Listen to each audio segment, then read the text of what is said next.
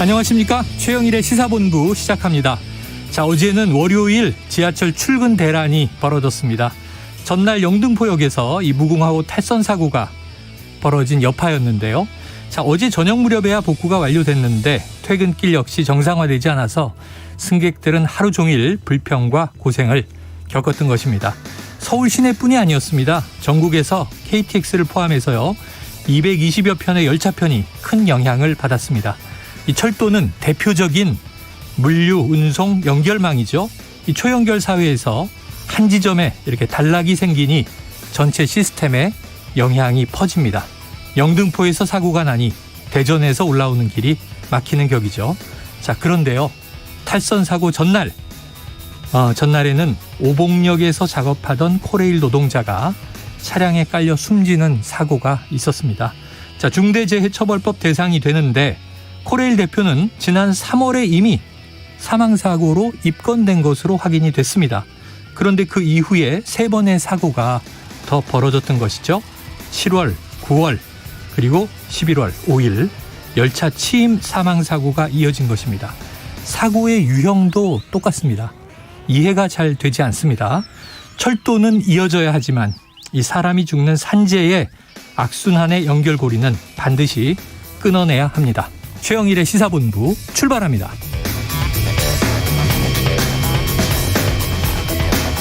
네, 1부에서는요. 오늘의 핵심 뉴스를 한입에 정리해드리는 한입뉴스 기다리고 있고요.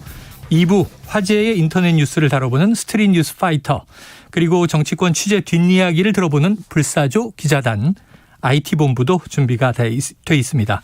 자, 1부 마지막에 듣는 노래, 이 디저트송 신청 기다리고 있으니까요. 오늘 듣고 싶은 노래가 있으시면 문자 샵 9730으로 자유롭게 보내주시기 바랍니다. 짧은 문자 50원, 긴 문자는 100원입니다.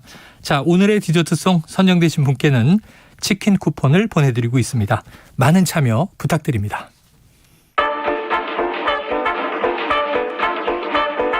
최영일의 시사본부 한입뉴스.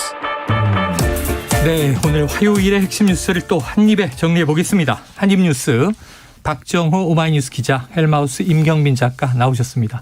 두 분 어서 오세요. 안녕하십니까. 자, 박 기자님, 이태원 참사 수사하고 있는 경찰청 특수수사본부 오늘 오전에 경찰 지휘 라인에 대해서 대대적인 압수수색에 나섰더군요. 그렇습니다. 지난 2일 첫 강제 수사에 나선 지 6일 만에 네. 압수수색을 다시 나선 건데요. 이번 압수수색 대상을 보면 경찰과 용산구청, 소방, 서울교통공사 등 4개 기관 총 55곳입니다. 네. 특히 지난번에 저희가 말씀드렸듯이 아니 왜 이 용산경찰서장 집무실 그리고 서울경찰청장 집무실은 압수수색 왜 안 합니까? 그랬었죠. 하고 얘기했었죠. 네, 이번에는 윤희근 청장과 김광호 서울경찰청장, 이임재 전 용산서장의 집무실도 압수수색 장소에 네. 포함이 됐습니다. 특히 용산구청에도 수사 인력을 보내가지고요. 다시 이 구청장실, 부구청장실, CCTV 통합관제센터 등 19곳에 대한 관련 자료를 또 확보를 하고 있습니다. 네. 아울러 서울시 소방재난본부와 서울종합방재센터 종합상황실 등 소방 관련 7곳, 또 서울교통공사 본부와 이태원역 등에 대해서도 압수수색을 진행하고 있습니다. 자, 경찰 라인 그리고 또 지자체, 이제는 이제 지휘부, 네, 윗선으로 책임자까지도 다 수사 대상에 올라간 것 같다. 자, 임 작가님, 그런데 이 용산구의 경찰서, 구청, 소방서 이 기관장들은 전원 입건이 된 상태네요. 그렇습니다. 어제 이제 다 입건이 된 걸로 지금 확인이 됐고요. 네네. 그래서 민주당에서 이제 얘기하기로는 결국에는 박희영 용산구청장을 제외하고는 네. 다 이제 일선에서 일하는 경찰 쪽에 너무 초점을 많이 맞춘 것 아니냐 이런 얘기가 있고요. 또 온라인을 중심으로는 용산 소방서장 최성범 서장 같은 경우에는 네네. 당일날 굉장히 좀 이렇게 인상적인 장면들이 카메라에 많이 포착이 된 바가 있습니다. 브리핑을 하는 도중에 이제 긴장 때문에 손을 떠는 장면이라든지 그랬죠. 이런 것들 때문에 그래서 이제 온라인에서는 열심히 했었던 왜 소방서장까지 입건을 하느냐. 물론 이제 입건을 한다는 게 곧 처벌한다든지 혐의가 있다든지 이런 건 아닙니다만. 수사 대상이 된다 이런 의미죠. 그렇습니다. 이제 관련된 수사 대상이 된다는 얘기라서 이제 좀 더 봐야 되는데 이런 문제들이 좀 지적이 되고 있는 거고요. 그리고 오늘 이제 수사 압수수색 대상에서도 결국 이제 행정안전부를 비롯한 재난안전 이 관리 시스템 쪽에 이제 윗선으로는 또 이제 아직 안 올라가고 있는 그런 상황입니다. 네. 뭐 오늘 이제 압수수색을 하고 나서 넓힐지 여부는 알 수 없지만 지금 계속 지적이 되고 있는 게 사실 그 12구 참사 같은 경우는 크게는 세 단계로 나눠서 수사 또는 뭐 국정조사 같은 게 진행이 돼야 되는데 네. 먼저는 행사가 이미 10만여 인파가 몰릴 걸로 예상이 돼 있었기 때문에 사전에 어떤 준비 작업을 하고 인원 배치를 어떻게 했느냐 네. 이 부분에 대한 이제 판단에 대해서 이제 조사할 필요가 있고요. 그다음에 이제 지금 경찰이 주로 초점을 맞추고 있는 당일 사람이 많이 몰려서 압사 사고가 발생했을 때의 대응. 그 시점에 현재 시점에서의 대응, 당시 시점에서의 대응에 대해서 예. 초점을 맞추고 있고 문제는 또 하나 발생한 사고 이후에 관리 시스템 혹은 체계가 어떻게 작동을 했느냐, 문제가 네, 뭐였느냐 이제 이런 것들을 짚는 건데 거기에 대해서는 그러니까 앞쪽과 뒤쪽에 대해서는 아직 수사가 조금 더 이제 본격적으로 진행되기 전인 것 같다. 이런 인상을 좀 받게 됩니다. 자, 전 용산경찰서장 이임재 전 서장 말이죠.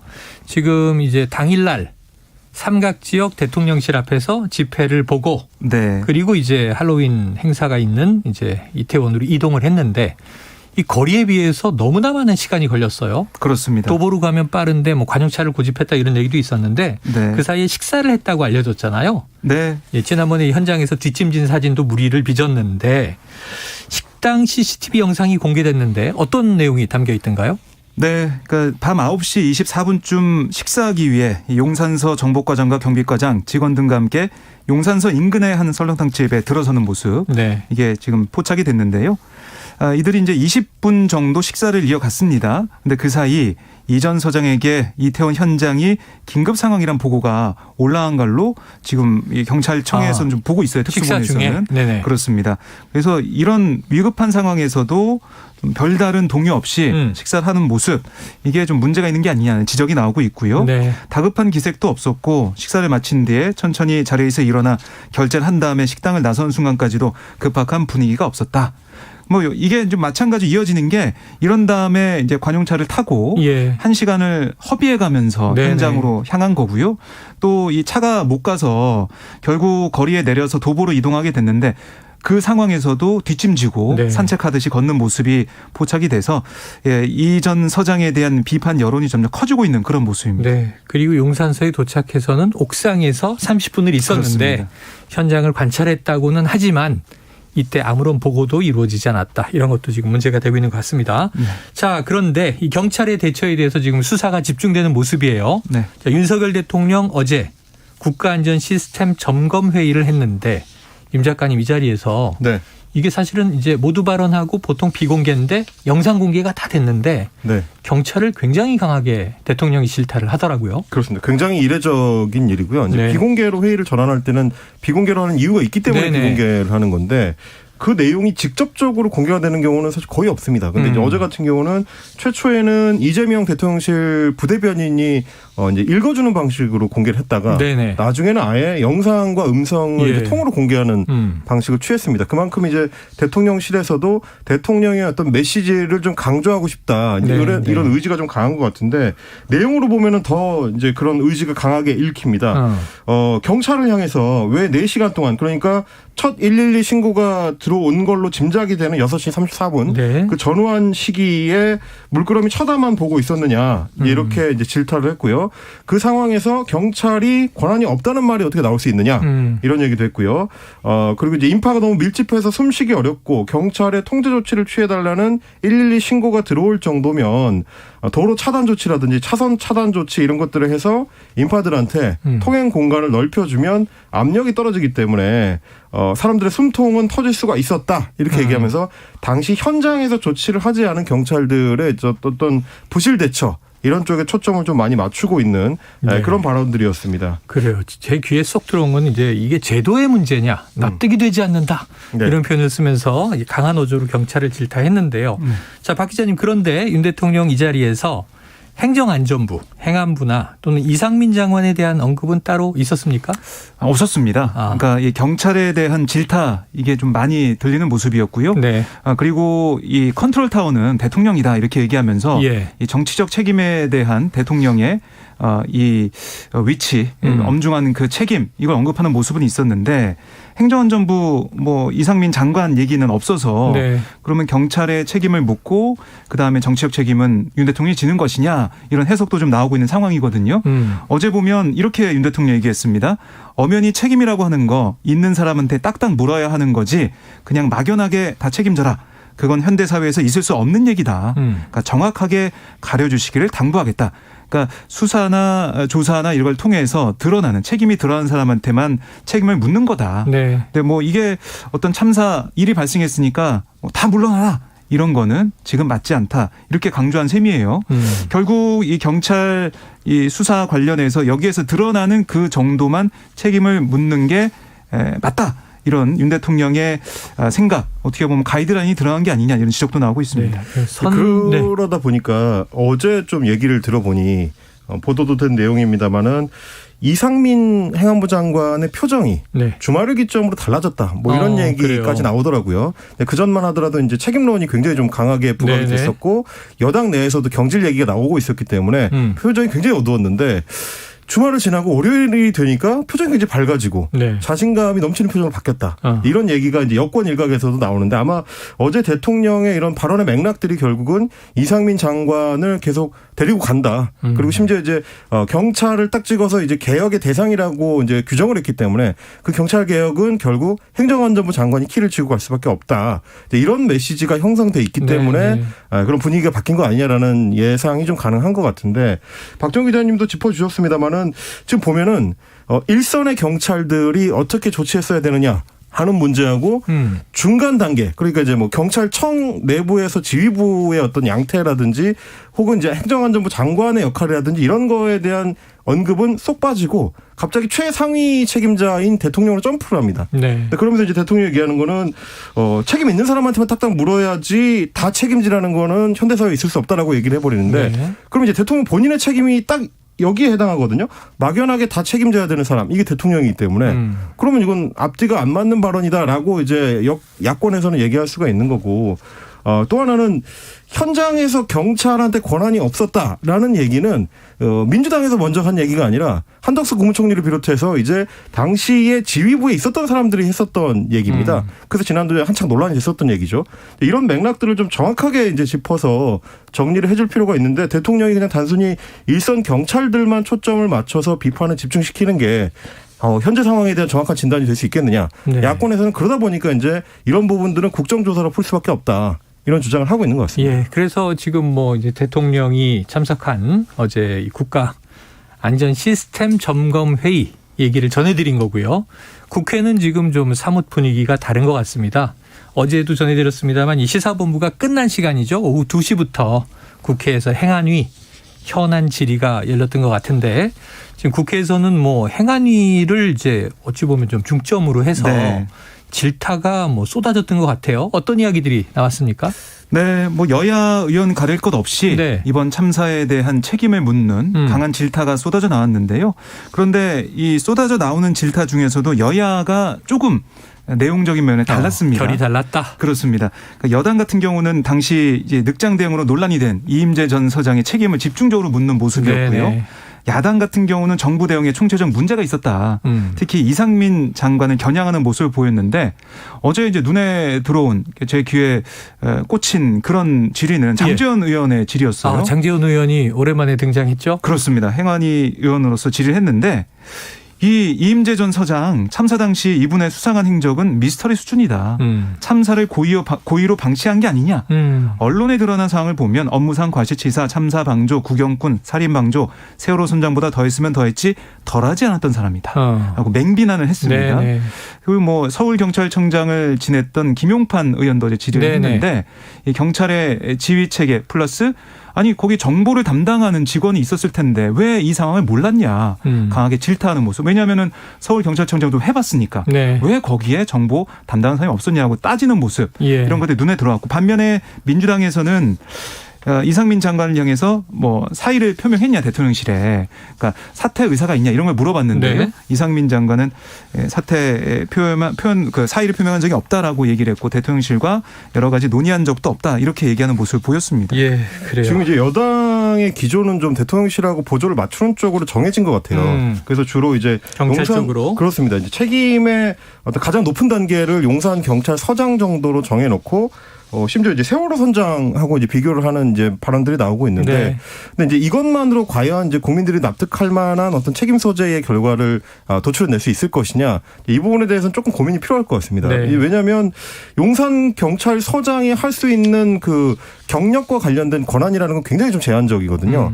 아시다시피 이제 이런 어떤 기동대를 동원해서 배치를 바꾸려면 최소한 서울경찰청장 정도의 결심이 일단 필요하는데 그 당시에 서울경찰청장은 퇴근해가지고 집에 있었단 말이죠. 이런 맥락들이 지금 국회에서는 충분히 좀 질의가 이루어지지 않은 것 같고, 네. 또 하나는 그러면 이제 그 경찰 조직을 총괄해야 되는 경찰청장은 그날 이제 이태원에서의 행사에 대해서 어떤 입장을 갖고 있었고 어떤 지시를 내렸고, 그리고 이제 이 조치하는 과정에서, 사고 이후 조치하는 과정에서는 왜 이 개선에 없었는지, 네. 행정안전부 장관보다도 훨씬 늦게 보고를 받도록 돼 있었는지, 이런 부분들이 있어야 될 것 같고요. 또 하나 중요한 건 이제 용산 경찰서장이 보고를 받고 기묘한 행태를 보이고 굉장히 좀 안일한 대처를 하고, 이거는 지적을 받아야 되겠지만 112 상황실은 서울경찰청에도 있고 경찰서에도 네. 있거든요. 그러니까 이 개선에서의 보고, 그러니까 현장 상황이 급박하게 112로 들어올 때 이게 취합이 돼가지고 윗선 보고가 이루어졌어야 조치가 가능한데 이게 지금 이루어진 건지 혹은 이루어지지 않은 건지, 이랬을 때 어떤 문제들이 추가적으로 발생된 건지를 좀 연결할 수 있는 국회에 좀 이 조사가 필요하겠다, 이런 부분을 좀 지적을 하고 싶습니다. 예, 입건돼 있습니다만 뭐 이 서울청 112 상황실의 상황 관리관은 뭐 자리에 없었잖아요. 그 시간에 행적도 미스터리고. 그러니까 사실 지금 크게 주목 못 받고 있는 것 중에 하나가 용산경찰서의 112 상황실장이 그날 오후 9시 38분에 이태원 파출소에 있었다는 거예요. 네. 거기서 이제 이태원 역 쪽에 통화를 해서 무장차 통과를 시켜달라, 이런 얘기를 했었다는 건데, 사실 112 상황실장이 용산경찰서를 떠나서 현장에 있었다라는 얘기는 상황의 급박함을 최소한 용산서 단위에서는 알고 있었다. 그러면 그게 윗선으로 보고됐을 가능성이 있거든요. 이런 부분들도 좀 따져봐야 될 것 같습니다. 자, 어제 또 이 행안위에 박희영 서울 용산구청장이 출석을 했어요. 네, 그렇습니다. 제가 좀 관심 있게 들었던 건 네. 무슨 책임입니까? 그랬더니 마음의 책임입니다. 그래서 마음의 책임은 뭔가 싶었는데 어떤 얘기들 나왔습니까? 네, 우선 박 구청장을 향해서 뭐 여러 가지 이 얘기가 지적이 있었는데, 사태의 1차적인 총책임이 현장 대처에 미숙했던 경찰보다는 애초에 준비를 잘못한 용산구청에 있다는데 동의하냐, 이런 질의가 이어졌어요. 그랬더니 전적으로 동의하기 어렵다라고 반박하는 모습을 볼 수가 있었고요. 그리고 이 구청장으로서 책임을 회피하지 않고 진상규명에 성실하게 임하겠다, 이렇게 얘기했더니 그럼 구체적으로 어떤 책임이냐 이렇게 물은 그런 의원이 있었던 거예요. 그랬더니 박 구청장은 큰 희생이 난 것에 대한 마음의 책임이다, 이렇게만 답을 해서 이 구청장직에서 물러날 뜻이 없음을 내비친 게 아니냐, 이런 해석도 나왔고, 또 이 참사 당일에 이 의령에 가서 거기서 뭐 지역 축제에 참석했다라고 맨 처음에 용산구에 설명이 나왔었는데, 또 지역 축제에는 참석하지 않았다라고 어제 또 얘기를 했어요. 그 왜 간 거죠? 거기서 의령군수와 약속이 있었다. 티타임이 잡혀 있었다. 이렇게 얘기를 했습니다. 하지만 용해인 기본소득당 의원 같은 경우는 그게 이 시제, 집안 시제가 있었다. 집안 제사가 있었기 때문에 간 거고, 그 좀 10분 정도 시간 내에서 티타임 한 것일 뿐이다라고 얘기했지만, 우선 박희영 구청장 그게 아니라 미리 약속하고 내려갔다라고는 반박을 했어요.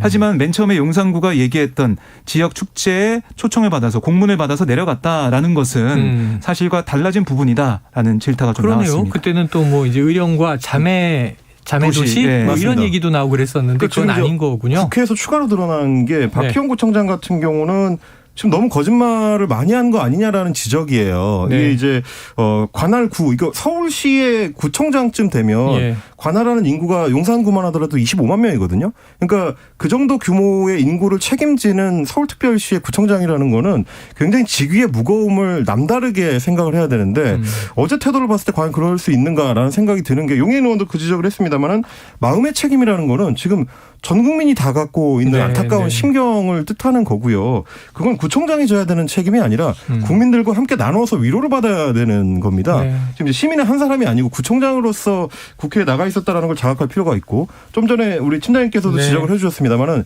경남 의령에 간 거 관련해서 용산구에서 처음 해명할 땐 뭐였냐면 공식 공문을 접수해서 그거에 맞춰서 축제의 자매 도시의 구청장으로서 네네. 참석한 거다 이렇게 얘기했습니다. 공식 행사 같잖아요. 그렇습니다. 근데 이제 공문은 언제 날짜로 되어 있냐면 박형구 청장이 내려간 토요일이 아니고 전날 금요일 28일. 개막식에 맞춰져 있습니다. 네네. 그건 당연하죠, 사실은. 예, 자매 도시에서 공문에 맞춰서 오려면 개막식에 와서 축하하는 게 맞는 건데 그날은 일단 평일이기 때문에 못 간다고 네. 공식적으로 통보를 했었고 그럼 그 다음 날 간 거는 그 공문에 의해서 간 게 아니거든요. 이제 용해인 의원이 지적한 것처럼 아침에 시제가 있었기 때문에 새벽 6시에 출발해서 제사를 참석하고 집안일을 하고 그렇습니다. 의령 군수하고는 한 10분 정도의 티타임을 했다는 거예요. 하고 내려간 김에 그렇습니다. 이거는 구청이 처음 해명했던 거랑 내용이 다른 거고. 네. 그리고 이제 이 당일 참사 당일에도 구청장이 이제 이태원 네. 현장에 2번 방문했다. 이것도 사실은 알고 봤더니 집에 가는 길에 잠깐 들른 거 아니냐. 이제 이런 얘기들이 나온 거라 예. 전체적으로 좀 구청장이 좀 명확한 해명을 할 필요가 있다. 자, 이걸 좀 지적을 해야 될 것 같습니다. 헬로윈은 축제가 아니다. 현상이다. 여기서 시작을 해서 지금 일파만파 여러 가지 일이 커지고 있는 것 같습니다. 아이고, 그런데 또 어제 들어보니까 이런 얘기도 나오더라고요. 관례대로 부구청장이 사전회의에 참석했다. 부구청장이 간다고 했다. 근데 관례가 아니라 이전 또 용산구청장 보면 구청장이 참석을 했더라고요. 그래서 그렇습니다. 자꾸 말이 바뀌는 또 왜 통일부 장관에게 카톡 보고를 하고 이 소방당국 경찰관은 교신하지 않았는가 답답한 게 참 많습니다. 자, 지금 12시 41분을 넘어가고 있습니다. 화요일 점심시간 교통 상황 알아보고 이어가도록 하겠습니다. 교통정보센터의 이현 리포터 나와주세요. 네, 도로 위의 답답함은 어느 정도 해소된 곳이 많습니다. 하지만 작업을 하는 곳이 많으니까 방심하시면 안 되겠는데요. 남해고속도로 순천 쪽으로는 작업 구간에서 사고도 있었습니다. 진주 2터널 부근이고요. 현재 사고는 정리가 됐는데 작업은 계속 진행 중이고요. 2km가량 여파를 받고 있습니다. 경부고속도로 부산 방향 청주 부근 지나기 답답하실 텐데요. 3km 구간에서 작업 정체 이어지고 있고요. 여기를 지나서도 옥천 부근에서 다시 한번 작업 여파를 만나게 됩니다. 사고가 난 곳도 있는데요. 수도권 제일순환고속도로 판교에서 일산 쪽입니다.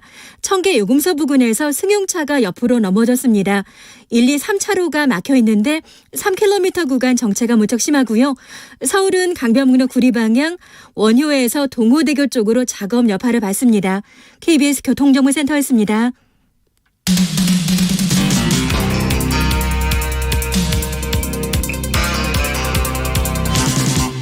최영일의 시사본부. 네, 어제 행안 얘기를 하나 살짝 덧붙이면 이제 김광호 서울경찰청장은 당시 헬로윈을 앞두고 이태원 일대에서 마약 범죄 예방에 무게를 둔 것은 맞다. 또 이렇게 이제 인정하는 발언이 나왔다는 점까지 말씀드리고요. 다음에 예결위로 한번 넘어가 보겠습니다. 이게 국회 예결위 지금 연말이라 내년도 정부 예산안 심사가 급박한데 네. 여기서 지금 이 한동훈 법무부 장관의 발언 때문에 파행을 겪었다. 이건 무슨 얘기예요? 네, 어제 이제 조수진 국민의힘 의원과의 한동훈 장관 사이에 문답 중에 나온 발언이 논란이 됐는데요. 네. 조수진 의원이 한동훈 장관이 추진하는 마약과의 전쟁이 이태원 참사의 원인이다 이런 네. 주장을 교통방송 TBS 진행자 김어준 씨가 만들고 또 민주당 의원이 참여해서 민주당 전체가 빨려 들어가는 것을 어떻게 보고 있냐 이렇게 물어봤어요. 네네네. 그랬더니 한동훈 장관은 김어준 씨나 황운하 의원 같은 직업적인 음모론자들이 국민적 비극을 이용해서 정치 장사를 하는 거 잘못된 거다. 공당이 거기에 가세해서는 안 된다. 이렇게 답을 했습니다. 상당히 민감한 얘기를 했네요. 그렇습니다. 그러니까 이 황운하 의원이 지난 2일에 이 라디오 인터뷰에서 한 장관이 추진 중인 이른바 이제 마약과의 전쟁 이것 때문에 경찰 인력이 부족해서 이태원 참사로 이어졌다. 이런 취지의 네네. 내용이 담긴 인터뷰를 했어요. 그래서 이걸 한동훈 장관이 직업적인 음모론자 이렇게 얘기하다 보니까 바로 뭐 고성이 오갔는데요. 네네. 민주당 의원들은 국무위원이 어떻게 국회의원에게 직업적 음모론자라는 말을 하냐 곧바로 반발했고 이렇게 여야 의원들의 공방까지 이어지자 배현진 국민의힘 의원이 아니 한 장관이 황 의원에게 직업적 음모론자라고 했다면 국무의원으로서 품위에 맞지 않는 행동이라고 판단한다. 거기에 대해서는 사과의 주책을 부탁한다. 이렇게 여당 의원도 얘기를 했지만 네네. 한 장관이 물러서지 않았어요. 아하. 그래서 우원식 예결위원장도 아니 이 직업적 음모론자라고 국무위원이 국회의원한테 얘기를 하는데 회의 진행하는 거 있을 수 없다. 그래서 어젯밤 10시 2분에 정회가 됐다가 50분 뒤에 재개가 됐어요. 근데 그때도 한 장관이 민주당의 사과 요구를 재차 거절하면서 네네. 11시 27분에 다시 정회가 됐고 이렇게 공방이 자정 이후까지 이어지면서 결국 예결위가 오늘 새벽이죠. 0시 20분 차수를 변경해서 다시 개의해서 오늘 새벽 3시까지 했는데 네. 어쨌든 다시 차수 변경해서 개의하자 한동훈 장관이 결국 유감을 표명을 했습니다. 아, 그래요? 근데 이게 유감을 표명한 아하. 게 이제 본인이 발언을 실세해서 유감을 표한다는 게 아니고 네네. 예결위에 이제 정회를 초래해서 유감을 표한다. 그러니까 발언 자체를 정정하지는 않았습니다. 네, 결국은. 무리를 일으켜서. 그렇습니다. 그러니까 이제 이게 사실은 어떻게 볼 것이냐의 네. 문제인 것 같은데 제가 생각할 때는 TBS 방송에 나가서 이제 황운하 의원이 얘기를 할 때 이제 맥락의 문제인데요. 그러니까 마약 수사를 담당하는 형사과하고 교통계라든지 혹은 이제 기동대라든지 네네네. 이제 인파가 많이 몰렸을 때 이거를 통제해야 되는 거하고는 직접적인 상관관계는 없습니다. 네네. 굳이 따지자면 그렇기 때문에 이제 한동훈 장관이 얘기하는 것처럼 마약 수사에 집중한 것 때문에 참사가 발생했다를 직접 연결하기는 쉽지 않은 문제인데 다만 이제 경찰 지휘부가 어제 김강호 서울경찰청장도 인정했다시피 신경의 초점을 어디에 쏟고 있었느냐의 문제입니다. 지금 뭐 계속해서 이제 드러나는 것처럼 용산 대통령 집무실을 중심으로 해서 집회 시위가 있는 거에 1번 순위를 두고 있었고 네네. 그게 끝나니까 지휘부는 다 퇴근해버린 거 아니겠습니까? 아. 그런 게 있었고 또 하나는 이태원에 대해서는 거기 이제 인파 통제를 하는 게 초점이 아니고 수사 쪽 특히 마약 수사 쪽에 초점을 맞췄다라는 거는 이미 인정된 거기 때문에 예. 그러다 보면 아무래도 지휘부의 신경이라든지 지휘의 어떤 방향이라든지 네네네. 이런 것들이 안전 쪽에 초점이 가기가 어렵다. 이 정도 지적은 가능하지만 이걸 인과관계로 엮는 거는 그런데 많은 증거가 필요한 방송 거죠. 인터뷰를 제가 들어보면서 논점은 뭐냐면 여기 있어요. 그러니까 마약 수사는 사복 경찰들이 그렇죠. 경찰이 아닌 민간인처럼 섞여 들어가서 수사를 하고 있는데 제복을 입은 경찰이 경광등을 들고 왔다 갔다 하면 마약 사범들이 좀 긴장하거나 거래를 안 하지 않겠느냐. 그래서 오히려 제복 경찰을 투입하는 걸 못하게 하거나 빼거나 그렇죠. 저 비켜라 치워라 했던 거 아니냐라는 취지의 논점이라 관련성이 그게 정말 팩트라면은 그렇죠. 관련성이 있는 거고 그렇지 않다면 관련성이 없는 거고 지금 이거는 조금 이제 그렇죠. 이 팩트 체크가 필요한 것 같아요. 그런 부분들은 증거가 더 이제 필요한 대목이 아닌가 싶어요. 그런데 이게 그럼에도 수사에서 불구하고 밝혀져야 될 대목들 아니겠습니까? 그렇죠. 그럼에도 불구하고 한동훈 장관이 지금 이제 피감기관의 장으로 국회에 나온 자리에서 직업적 음모론자 이건 좀 셌죠. 이렇게 하는 거는 좀 너무 네. 나간 거죠. 이제 이런 맥락들은 좀 살펴볼 필요가 있겠다. 알겠습니다. 자, 이 와중에 또 김의겸 의원에게도 한마디 하더군요. 아직도 네. 제가 청담동 술자리 있었다고 생각하십니까? 굉장히 파이터 기질이 있는 것 같습니다. 자, 다음 이슈로 넘어가 봅니다. 지금 이 수사 대상이 돼 있는 김용 민주연구원 부원장 지금 구속 상태죠. 그렇습니다. 거의 끝나가죠? 네, 이제 오늘 구속 기간이 만료가 돼요. 아, 오늘이에요. 네. 네네. 그래서 검찰은 오늘 이제 구속 기간 만료되니까 검찰 입장에서는 이제 오늘 구속 기소를 하는 거죠. 만료되는 날. 그래서 결국 이 김용 부원장을 정치자금법 위반 혐의로 재판에 넘길 걸로 그렇게 알려지고 있는데요. 김 부원장 같은 경우는 지난해 2월 유동규 전 이 기획본부장에게 이재명 대표의 대선 자금 용도로 20억을 요구한 다음에 같은 해 4월부터 8월까지 8억 4,700만 원 수수한 혐의를 받고 있는 상황입니다. 물론 여기에 대해서 김 부원장은 그간 검찰 조사에서 검사가 돈을 받았다는 구체적 물증을 제시하지 않았다 네. 하면서 혐의를 전면 부인하고 있습니다. 법정에서 양측 간 공방이 치열하게 전개될 것으로 예상이 되는데요. 검찰 쪽에서는 진술과 물증을 충분히 확보했다. 재판 절차에 따라서 증거를 제시하겠다 이렇게 얘기하면서 치열한 공방이 예상이 되는 상황이지만 눈에 띄는 부분이 김 부원장의 공소장 전반에 20대 대선용 자금 수수를 명시하면서 이재명 대표의 이름을 적시했다라고 전해지고 있거든요. 아, 그래요? 이 네. 말은 뭐냐면 결국 이 불법 자금의 구체적 사용처를 확인하는 그런 과정 플러스 이재명 대표가 이걸 인지했는지 여부 등에 대해서 추가 수사를 하겠다. 네. 이렇게 검찰의 향후 수사 초점도 우리가 볼 수가 있겠습니다. 그래요. 민주당은 대선 본선 자금은 당이 관리하는 것이기 때문에 그럴 수가 없다 이렇게 얘기를 하고 있고 또 유동규 전 본부장은 이것은 대선 경선 자금이었다 또 이렇게 얘기를 하고 있죠. 그렇습니다. 한번 지켜보도록 하죠. 오늘 아마 기소 소식이 들려오겠네요. 그렇습니다. 오늘 중에는. 오늘 검찰이 기소할 걸로 예상이 됩니다. 그 사실 이제 김용 부원장의 압수수색 영장이나 체포 영장에도 이미 이재명 대표의 이름이 이제 올라가 있었기 때문에 이재명 대표를 향해서 수사가 이루어질 거는 것은 예고가 된 상태였는데 지금 김용 부원장이 워낙에 이제 계속 묵비권을 행사하고 있었던 상황이기 때문에 과연 이재명 대표한테까지 연결할 수 있는 추가적인 증거들을 검찰이 확보했을 것이냐. 네네. 이 부분에 대해서는 이제 법조계에서 다소 좀 회의적인 시각이 많은 것 같습니다. 아마도 시간이 좀 지나봐야 그리고 이제 공소장이 공개돼봐야 검찰이 확보한 증거가 어느 정도일지를 좀 확인할 수 있을 것 같습니다. 자, 오늘 중 이제 기소 속보가 나올 가능성이 높습니다. 그리고 내일 모레 목요일에는 각설하고 시즌2가 있는데 혹시 이제 현근택 변호사가 오면 지금 김용 부원장의 이 변호인이잖아요. 한번 자세한 내용, 이제 기소에 대한 내용도 들어볼 수 있을 것 같습니다. 자, 그런데 박 기자님. 네. 지금 이 전임 정부와 이재명 당대표와 관련된 사건이 그동안 너무 많았어서 그렇습니다. 이태원 참사 이후에는 저희가 좀 덜 다루고 있습니다만 네. 지금 여러 가지 얘기가 있는데 서욱 전 국방부 장관은 구속 적부심에서 풀려났네요. 네, 이 서울중앙지법이 그러니까 이 구속의 적법성과 계속 구속이 필요한지를 판단해 달라라고 서욱 전 장관 측이 청구한 네네. 구속 적부 심사를 진행했어요. 그래서 오늘 받아들였습니다. 그래서 이 서욱 전 장관이 구속기간 만료를 하루 앞둔 오늘 네. 석방이 될 예정이고요. 이 법원의 얘기를 들어보면 증거인멸 우려가 있다고 보기 어렵다. 네. 보증금 1억 원을 납입하는 조건으로 석방을 명령을 했습니다. 당초 구속기한이 내일까지여서요. 검찰은 서 전 장관을 구속 기소할 계획이었는데 우선은 이제 풀려나게 되는 그런 상황이 됐습니다. 네. 이 또 함께 구속된 김홍희 전 해양경찰청장은 그제 부친상을 당해서 이 구속 집행 정지를 풀려나 있는 상황인데 장례가 마무리되는 대로 재수감될 예정입니다. 그래요. 지금 오늘 뉴스가 굉장히 많습니다. 또 이제 윤석열 대통령 부부가 한남동 관저에 어제 이사를 마쳤다. 이런 이제 속보가 오늘 나오기도 했고요. 자, 임 작가님, 그런데 네. 이거 중요한 것 같아서 지금 미국의 중간 선거 계속 우리가 얘기해 왔죠. 네네. 사실은 이제 시진핑의 사면임 확정부터 미국의 중간 선거 사이에 북한이 7차 핵실험을 할 가능성이 크다. 이런 국정원의 이제 보고도 있었는데 중간 선거가 언제 치러지는 겁니까?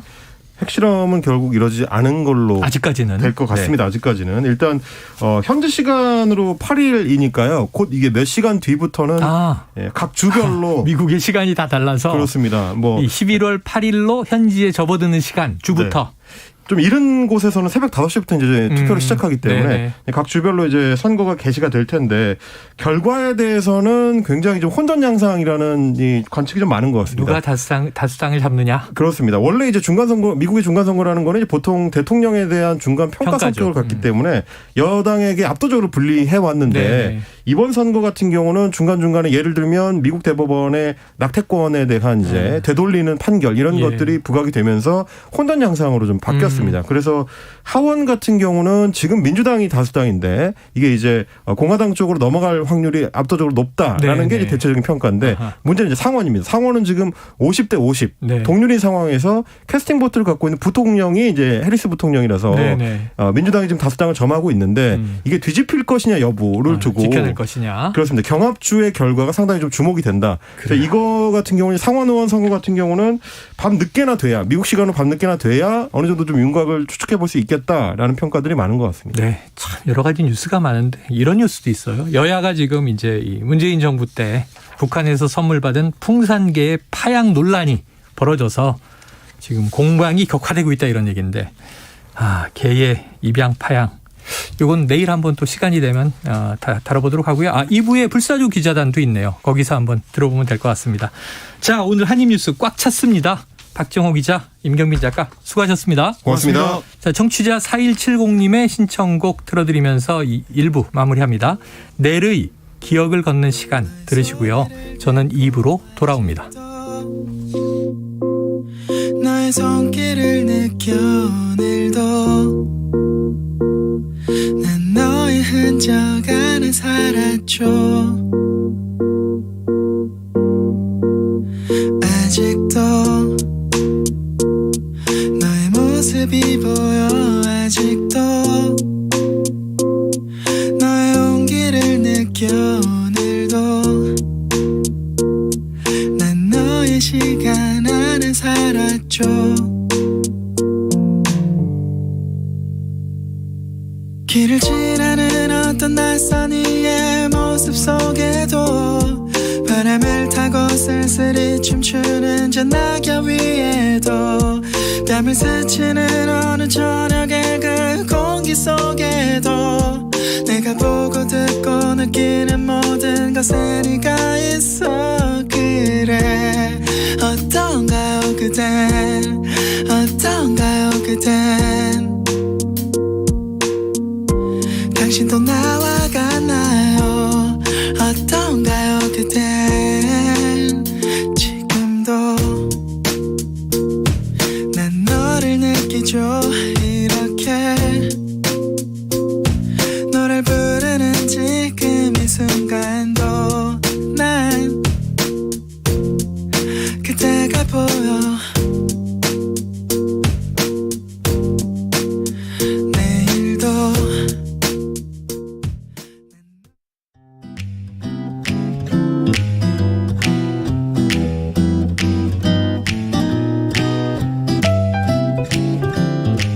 안녕하세요.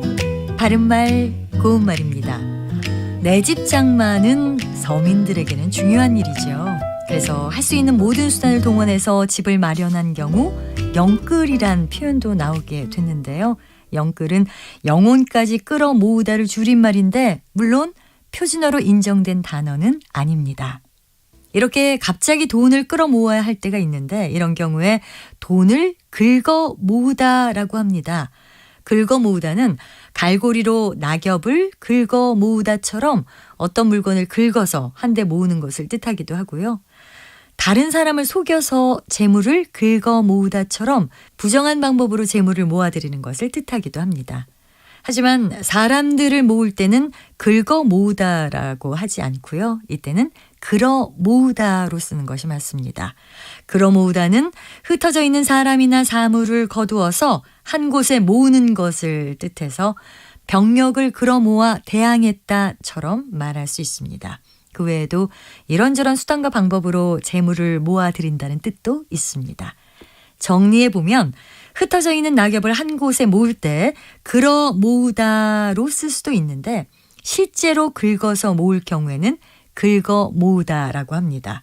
또 자기 자식에게 가난을 물려주지 않기 위해서 악착같이 돈을 모으는 경우는 돈을 끌어 모았다라고 쓸 수 있는 반면에 뭔가 부정한 방법으로 돈을 모았다면 이때는 돈을 긁어 모았다라고 할 수 있습니다. 바른말 고운말 아나운서 변희영이었습니다.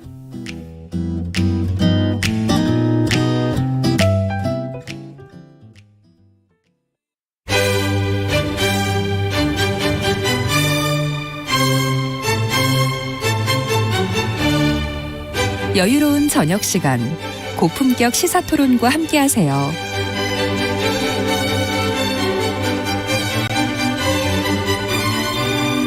평일 저녁 7시 20분 KBS 열린 토론 정준희 교수와 함께합니다.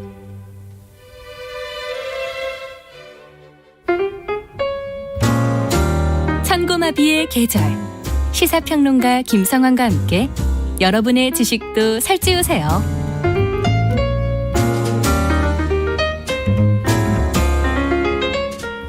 정치에 경제를 더하고 미술에 음악을 더하는 시간. 평일 밤 10시 5분 KBS 1라디오 김성환의 시사야.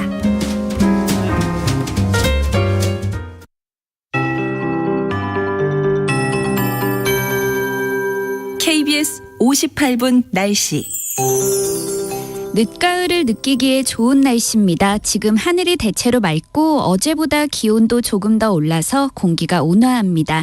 오늘 예상 낮 최고 기온은 서울 18도, 대전, 강릉 19도, 대구와 광주, 제주 20도, 부산 21도 등으로 예년 이맘때 기온보다 1도에서 3도 정도 높겠습니다. 낮 기온이 오르는 만큼 일교차는 10도에서 크게는 20도까지 벌어지는 곳도 있으니까요. 건강관리에 더욱 주의를 하시기 바랍니다. 지금 미세먼지 농도는 대부분 보통 단계를 보이고 있고 곳곳에서 한때 나쁨으로 오르고 있습니다. 그중 충남 지역은 오늘 미세먼지 농도가 종일 나쁨에 머물 전망이어서 주의하셔야겠습니다. 금요일까지 대체로 맑은 날씨가 이어지면서 대기는 점점 더 건조해지겠습니다. 지금 강원 영동과 부산과 울산을 비롯한 경상도 해안, 전남 동부에는 건조주의보도 발효 중이니까요. 불조심하시기 바랍니다. 한편 오늘 밤에 개기월식이 일어나면서 붉은 보름달이 뜨겠습니다. 개기월식은 달이 지구 그림자에 완전히 가려지는 현상으로 오늘 밤 7시 16분부터 85분 동안 개기월식을 관측할 수 있겠습니다. 현재 서울의 기온은 17도, 습도는 53%입니다. 송소진입니다.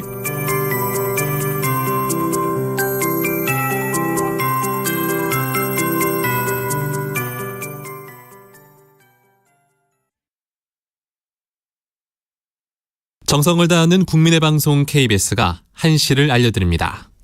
AM 711kHz, FM 97.3MHz, KBS 1라디오입니다. HLKA.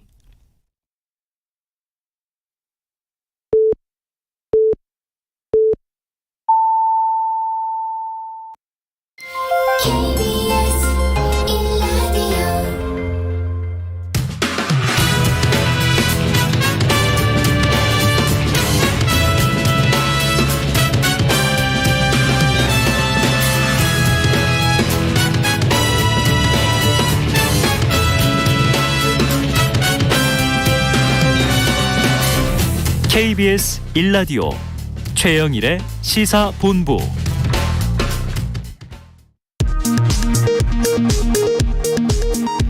이 시각 라디오 정보센터 뉴스입니다. 윤석열 정부 출범 이후 대통령실에 대한 첫 국정감사가 시작됐습니다. 민주당은 행안부 장관과 경찰청장의 경질을 거듭 촉구했고 국민의힘은 정부 책임론 확산을 경계하는 모습을 보였습니다. 이태원 참사를 수사 중인 경찰청 특별수사본부가 오늘 오전 경찰청장과 서울경찰청장, 용산구청장 집무실 등 50여 곳에 대한 압수수색에 나섰습니다. 국민의힘 주호영 원내대표는 이태원 참사와 관련해 경찰청 특별수사본부가 신속한 수사에 노력하고 있다며 민주당은 국정조사와 특검을 정쟁의 도구로 사용하지 말라고 말했습니다. 더불어민주당 박홍근 원내대표는 국민의힘이 끝까지 진실로 가는 길을 거부한다면 정의당, 무소속 의원분들과 힘을 모아 국정조사 요구서를 내일 제출하겠다고 말했습니다. 지금까지 라디오 정보센터 뉴스 정원나였습니다.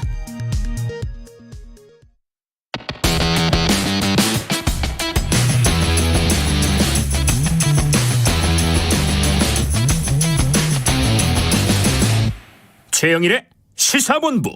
네, 화제 인터넷 뉴스를 모아서 전해드리는 스트릿 뉴스 파이터. 오늘은 조현정 시사평론가와 함께하겠습니다. 조평론가님 어서 오세요. 네, 안녕하세요. 오랜만에 오셨습니다. 네, 기다리고 있었습니다. 예, 자 어제가 입동이었는데요. 네. 앞으로 날씨가 더 추워질 텐데 지금 겨울 대란 걱정하는 분들 많은데 연료비 폭등 그럼 올겨울이 더 추워지지 않겠습니까? 네, 그럴 것 같습니다. 오릅니까? 저는 벌써부터 추운데 네. 오늘은 괜찮아요. 마음이 추워서. 마음이 춥죠. 네. 맞아요. 그 난방 온수비와 연관되는 연료금이요. 네. 올해 40% 가까이 급등한 것으로 나타났습니다. 듣기만 해도 춥네요. 예, 한국지역난방공사에 따르면 올해 1메가칼로리당 주택용 열 사용요금, 그러니까 이게 난방 온수 사용량을 계량기로 검침해서 부과하는 금액을 기준으로 봤을 네네. 때 지난 4월에 66.98원에서 7월에는 74.49원, 지난달에 89.88원으로 잇따라 올랐습니다. 무려 37.8%가 오른 거고요. 이야. 이렇게 연료금이 오른 것은 2019년 8월 이후에 약 3년 만이고 2015년 9월에 연료금 체계가 개편된 이래로 한 해에 연료금이 3차례 이상 오른 건 올해가 처음이라고 합니다. 예, 특히 지난달 주택용 연료금 인상률은 연료금 체계 개편 이래 월 기준으로 봤을 때 최고치에 달했고요. 네. 이게 예상하시겠지만 러시아 우크라이나 전쟁이 있었고 또 코로나 팬데믹이 있었고 그러면서 국제 에너지 가격이 치솟은 영향을 받고 있습니다. 네, 유가가 또 한참 오르다가 떨어진 듯하더니 사우디 등 감산한다 그러면서 또 정체돼 있고. 네. 이게 지금 조금씩 보일러를 돌리거든요. 겨울엔 계속 돌려야 되니까. 네. 야, 자, 그 중에서도 이 서민 연료로 불립니다. 이 등유. 등유 가격은 더 뛴 것 같아요. 네, 50%나 올랐다고 해요. 세상에. 예, 이게 등유가 주로 그 도시가스가 안 들어가는 농어촌에서 쓰시거나 노후주택에 사는 서민들이 난방용으로 쓰죠. 맞아요. 예, 등유 가격이 지난 1년 새에 50%에서 60%까지도 폭등을 했는데 겨울을 앞두고도 좀처럼 안정 기미를 보이지 않고 있어서 걱정입니다. 이게 보니까 등유가 경유와 생산 라인이 겹친다고 해요. 네네. 그래서 경유 생산량이 늘면 등유 생산이 상대적으로 감소하는 특성이 있는데 그런데 여기서 또 이 러시아가 유럽에 대한 천연가스 공급을 중단하면서 요새 경유도 귀하잖아요. 그렇죠. 그래서 대체제인 경유 수요가 급증하면서 공급이 줄었고 엔데믹 이후에 수요는 크게 늘었고 이렇게 해서 등유 가격이 치솟았습니다. 네. 근데 등유는 휘발유 경유와는 달리 유류세 인하 혜택이 없어서 등유로 겨울을 나는 서민들은 한층 힘겨울 전망이고요. 전문가들은 그래서 본격적인 한파가 닥치기 전에 가구당 에너지 바우처 대상이나 지원액을 늘려야 한다. 이렇게 조언을 하고 있습니다. 자, 이게 서민 연료니까 도시에서는 요즘 보기 힘듭니다만 뭐 차량에 휘발유냐 경유냐만 선택하지만 저 어릴 때는 아버지 따라서 이렇게 석유통 들고 동네 주유소 가면 등유 주유기가 따로 있거든요. 거기 가득 채워서 무겁게 들고 와야 석유 골로 석유 난로를 떼던 생각이 나네요. 맞아요. 골로라고 하죠. 네. 자, 요즘 연료비뿐 아니라 모든 물가가 뭐 다 오르고 고물가다 그러는데 그중에서 이 우유 가격도 인상이 확실시되면서 일선 카페나 이 베이커리 운영하는 사장님들도 한숨이 깊어진다면서요. 네, 이게 한동안 농가와 우유 업계가 원유 가격 협상을 두고 팽팽한 줄다리기를 이어갔었는데 협상을 마무리 지었습니다. 농림축산식품부에 따르면 우유 원유 기본 가격이 실질적으로 리터당 52원 오르게 됐습니다. 2013년 원유 가격 연동제 도입 이후에 두 번째로 큰 폭의 상승이라고 할 수 있고요. 근데 업계에서 말하기로는 과거 원유 값이 리터당 21원 올랐을 때 우유 가격이 150원에서 200원 올랐다고 해요. 그럼 이 점을 감안하면 52원 올랐으면 우유값이 500원 정도 오른다. 이렇게 보시면 되는 겁니다. 이야, 그러면 현재 1리터당 2,700원대 마시는 우유 이 가격 소비자 가격이 마트에서 봤을 때는 3,000원이 넘게 된다는 거죠. 근데 이미 메일과 남양 이런 메이저 유업체들이 유제품 가격을 올해만 2차례 이미 인상을 했고 스타벅스나 이런 커피 전문점들도 가격을 올렸고요.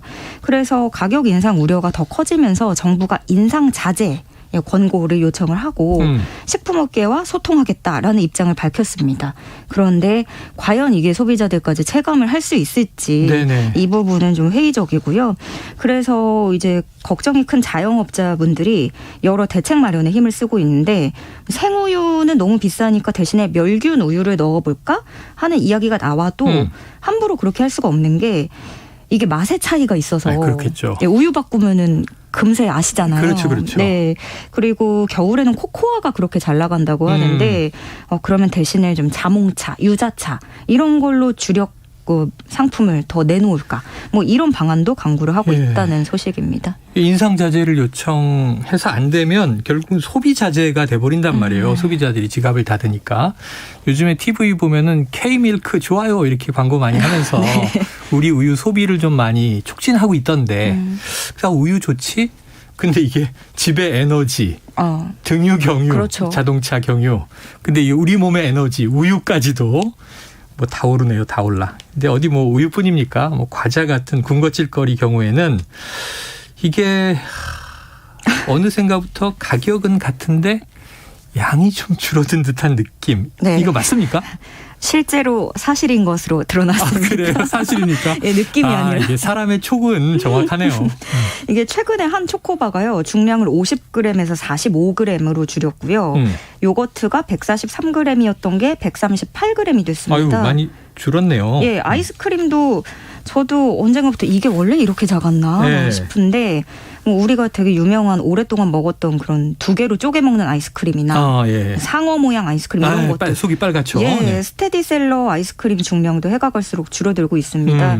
이게 실제로 용어도 있더라고요. 그래요? 슈링크플레이션이라고 해서 줄어든다라는 뜻의 슈링크 또 물가 상승을 의미하는 인플레이션 이렇게 합성어가 나와서 슈링크플레이션이라고 하는데 이게 왜 기업들이 더 이런 방법을 택하느냐 하면 소비자들이 가격 바뀌는 거에는 아무래도 더 민감한데 네. 중량 변화에는 알고 좀 그래도 비교적 덜 민감하다는 거죠.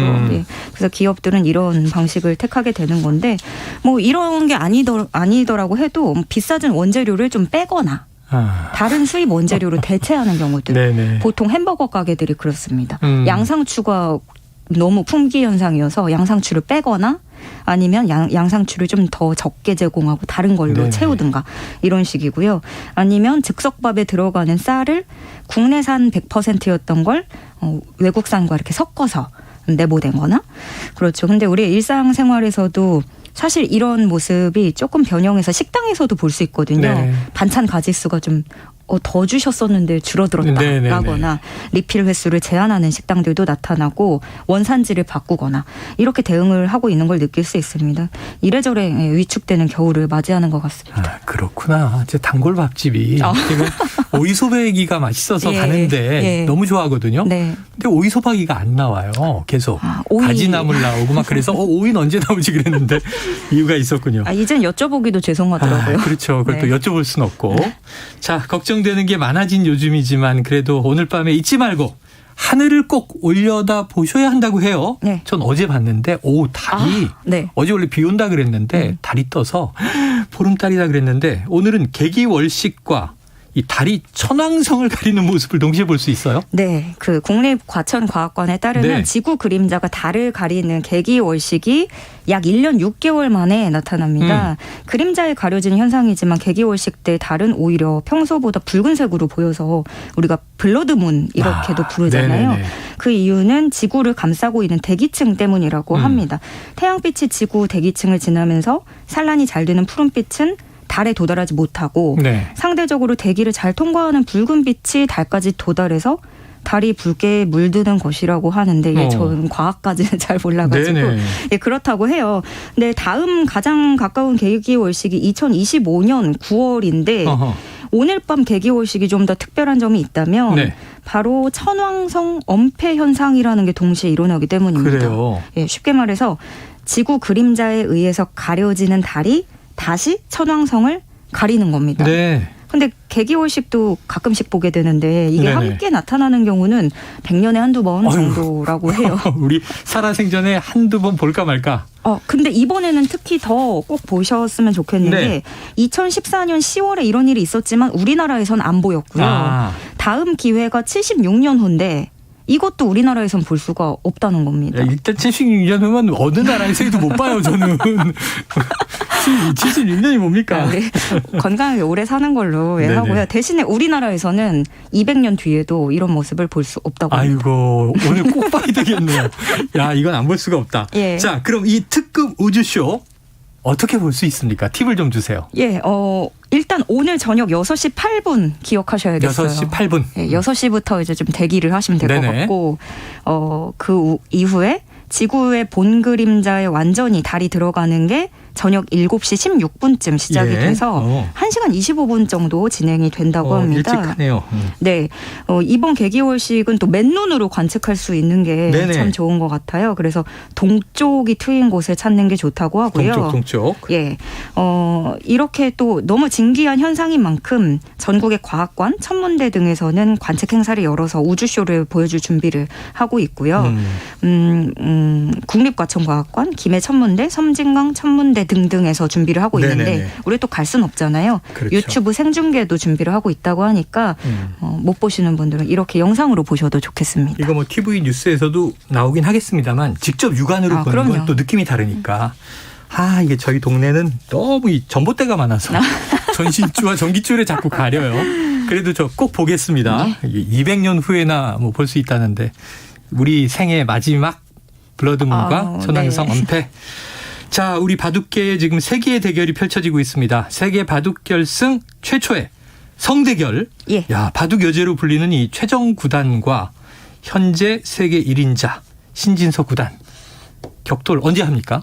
오늘 오늘 일단 보셔야 되는데 오늘 시작. 네. 차례로 말씀을 드리면 그럼 이게 달을 봐야 돼요? 바둑을 봐야 돼요? 아니에요. 시간이 겹치진 않겠죠? 네, 시간은 이미 시작을 지금 하고 있군요. 대국은. 네, 했네요. 벌써 지금 1시가 넘었으니까. 예.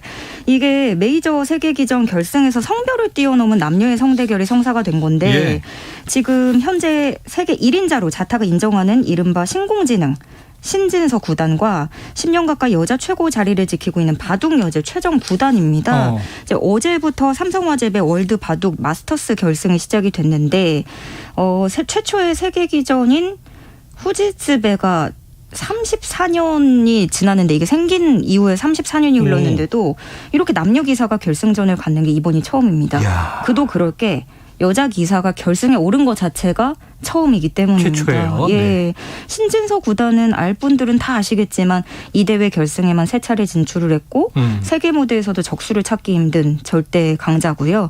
그래서 좀 객관적인 전망으로는 신진서 구단의 우세가 점쳐지고 있다고는 하는데 최종 구단도 진짜 만만치가 않거든요. 네네. 여자로서 최초의 기록들을 세웠고 굉장히 이제 승부처에서 강수로 상대를 공략하는 승부수가 뛰어나다 이런 평을 받고 있습니다. 네, 일단 어제 1국에서는 신진서 구단이 205수 만에 흑불계승하면서 먼저 웃게 됐는데 방금 말씀드린 대로 조금 전 정오에 2국이 시작이 오늘은 돼서 2국이군요. 예, 남은 대국을 지켜봐야겠습니다. 성대결인데 저는 같은 성인 남성 신 구단을 응원해야 되나요? 같은 성인 최씨 최정 구단을 응원해야 되나요? 네. 생각하기 나름이네요. 죄송합니다. 아재 개그였습니다. 넘어가시죠. 자, 오늘 스트릿 뉴스파이터 여기까지 정리하겠습니다. 쏠쏠한 정보가 많았어요. 고맙습니다. 고맙습니다. 지금까지 조현정 시사평론가였습니다. 최영일의 시사본부는 여러분과 함께합니다. 짧은 문자 50원, 긴 문자 100원이 드는 샵 9730. 라디오 어플 콩과 유튜브는 무료로 참여하실 수 있습니다.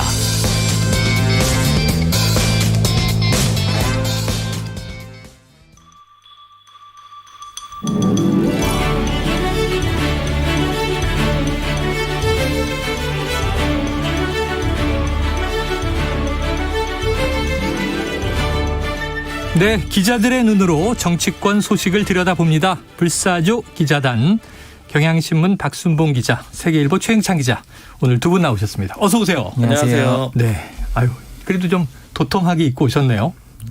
제가 겉옷을 안 입었는데 만만하게 봤더니 생각보다 춥더라고요. 아침 저녁이 추워요. 네, 바람이. 그러니까 그건 있고 지금 국회에 잠깐 두고 왔는데 어쨌든 낮에는 좀 괜찮겠다 싶었는데 생각보다 좀 바람이 불더라고요. 그러니까 외투는 지금 국회에 벗어두고 몸만 KBS에 오신 거예요. 알겠습니다. 자, 지금 워낙 뉴스가 많아서 본격적으로 들어가 보죠. 자, 박 기자님, 이 윤석열 대통령이 어제 윤희근 경찰청장 면전에서 경찰 4시간 뭐 했냐? 이렇게 강하게 질책을 했습니다. 이례적으로 비공개 회의 영상과 발언 다 한 30분 가까이 공개가 되기도 했는데요. 자, 어떤 배경이 있습니까? 이 속기록을 처음에 먼저 공개를 했었어요. 네. 그것마저도 굉장히 이례적이었거든요. 네네네. 왜냐하면 비공개는 보통 축약해가지고 이런 얘기를 논의했다 이런 정도로 하는데 표현 그대로를 다 이 녹취본처럼 공개를 먼저 했고요. 그다음에 밤 8시 20분에는 KTV에다가 중계를 했습니다. 그리고 영상도 다 방송사들에 공유를 해줬고요. 네네. 이런 과정들이 윤석열 대통령 지시로 이뤄졌다라고 하거든요. 그러니까 결국에는 요거는 이 메시지를 굉장히 공개를 하고 싶다 이런 마음이 발현이 된 거고요. 그러네요. 그리고 저는 이게 좀 궁금해가지고 영상이 혹시 미리 이제 공개를 하기 위해서 찍은 것인가 아니면은 원래 항상 대통령의 회의는 영상을 찍나 이건 물어봤는데 오전에 물어봤더니 모든 영상을 일단 속기록 차원에서 남긴다고는 하더라고요. 다 찍는데. 다 찍는데 이제 찍어놓고 그 다음에 그렇게 판단한 것 같아요. 이제 비공개 회의였는데 요거는 아무래도 공개를 해가지고 국민들에게 알려야 되겠다 이렇게 강조를 해서 내놓은 걸로 보이고요. 또 강조한 포인트가 또 한 가지가 있는 게 사실은 이건 조금 별개의 얘기일 수 있는데 지금 이재명 대통령실 부대변인이 그때 상중이었거든요. 그래요? 네. 6일에 발인이 됐으니까 이제 그 다음 날이긴 했는데 근데 이재명 부대변인 불러가지고 굳이 브리핑을 시켰던 그런 내용이거든요. 처음에는 이제 속기록 공개하기 전에 부대변인이 대통령께서 이런 말씀 하셨다라고 공개를 다 했습니다. 네. 그만큼 좀 중요하게 강조를 했다라고 볼 수가 있고요. 그럼 윤석열 대통령이 결국 이제 경찰을 굉장히 강하게 비판하고 좀 혼내는 그런 상황이잖아요.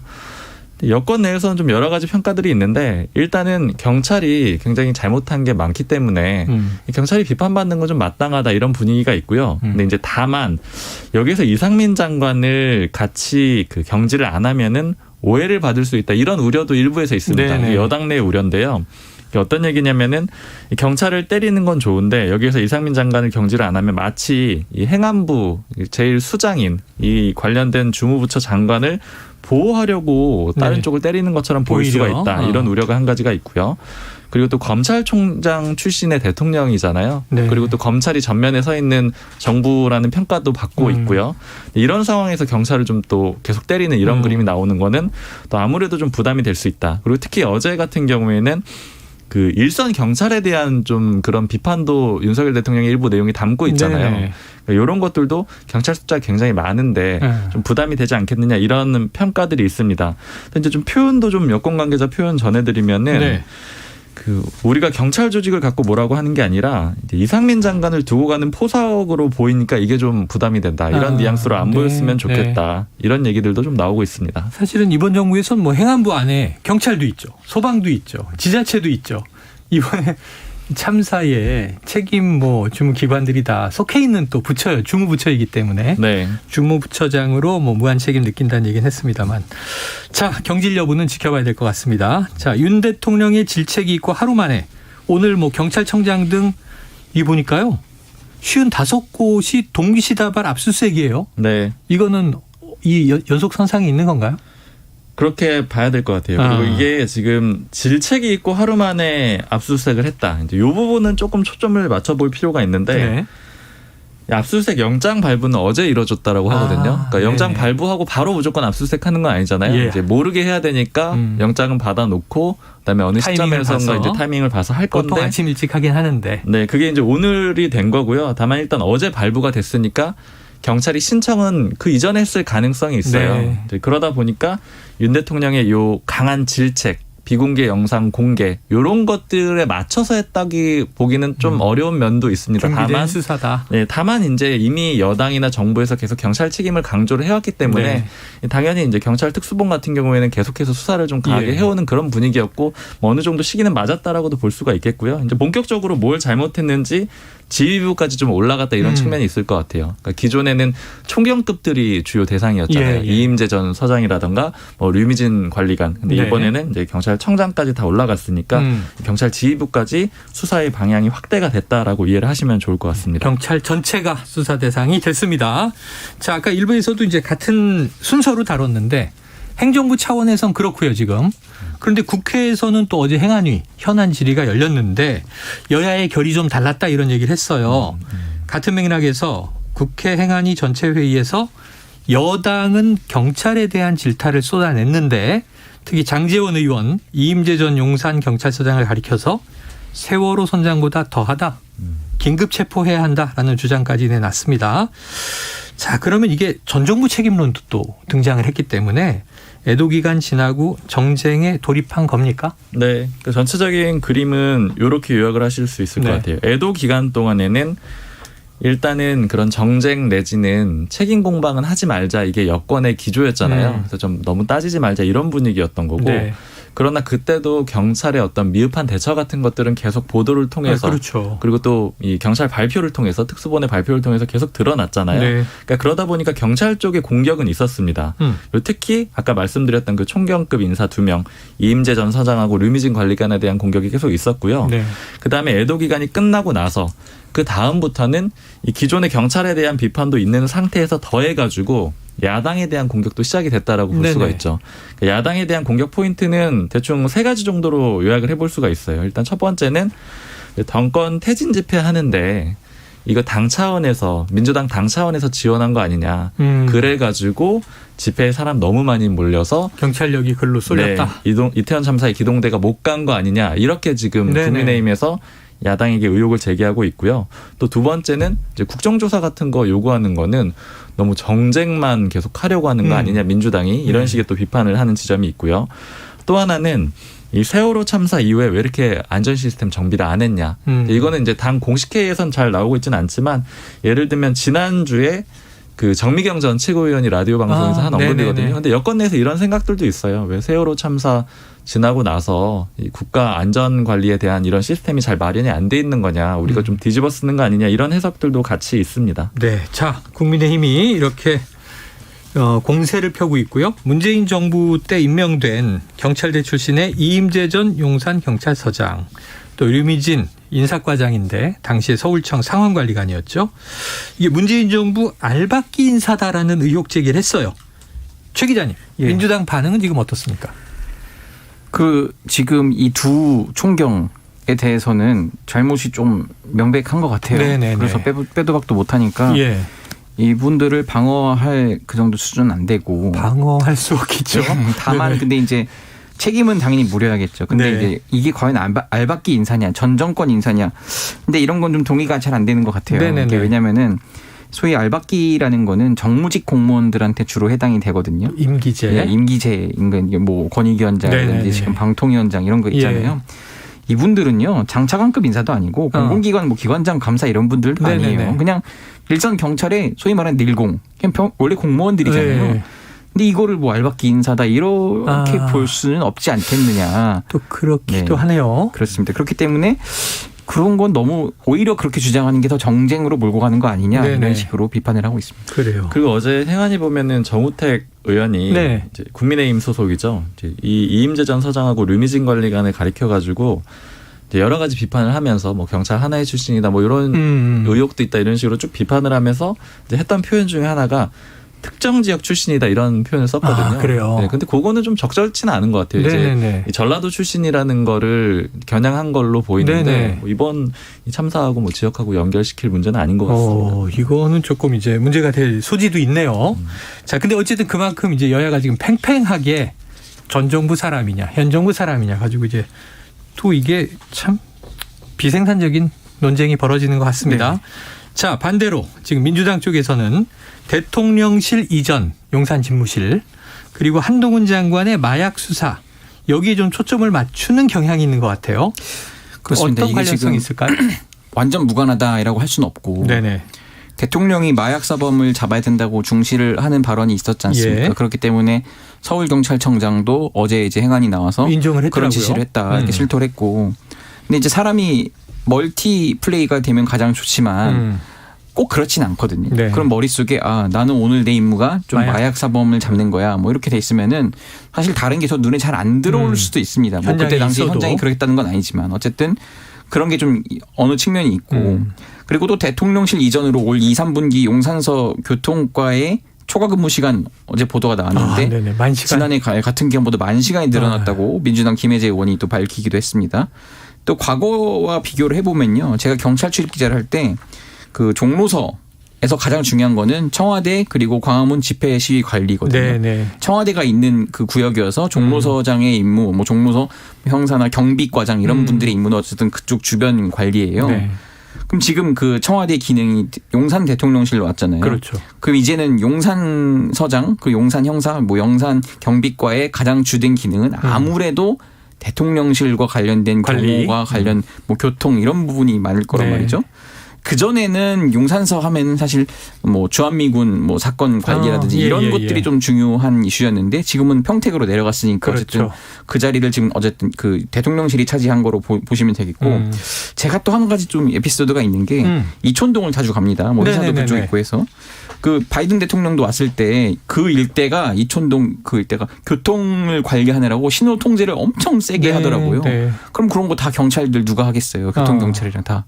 용산서 관할이니까 용산경찰서 경찰들이 할 거고, 그렇기 때문에 아무래도 뭐 대통령실 이전과 완전 100% 무관하다라고 많은 볼 수가 없는 게, 물론 뭐 남영희 뭐 부원장이 좀 비판을 받기도 했지만은 지금 드러난 현상으로는 아무래도 그런 게 있다. 민주당의 남영희 저 부원장은 초기에 참사 초기에 그 이제 용산 집무실 이전 때문이다라고 얘기했다가 내가 그렇게 단정을 할 수는 없지만 지도부에서도 내려라 이렇게 됐었죠. 지금 많은 또 영향 요소 중에 하나였다. 시간이 흘러보니 해석이 됩니다. 그렇게 연결될 수도 있다.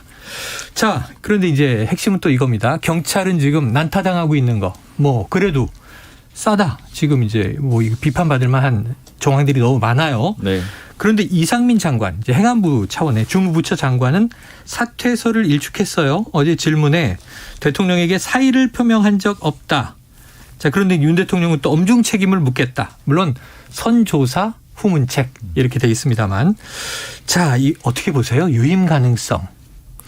지금 유임 경질 가능성이 매우 높다라고 대체적으로 보는 게 이게 다수설이고요. 네네. 물론 이제 해임하거나 혹은 자진 사퇴할 가능성도 완전히 배제할 수는 네네. 없는데 당장은 아닌 것 같아요. 당장은 아니다. 만약에 해임이 되더라도 일정 시간 지난 다음에 진상 규명이 어느 정도 다 이뤄진 다음에 될 것 같고요. 사실은 제가 이렇게 좀 얘기 듣고 취재해 보기로는 해임 가능성은 오히려 없고 네. 오히려 더 올라갈 가능성도 저는 얘기를 들었거든요. 더 올라가면 어디로요?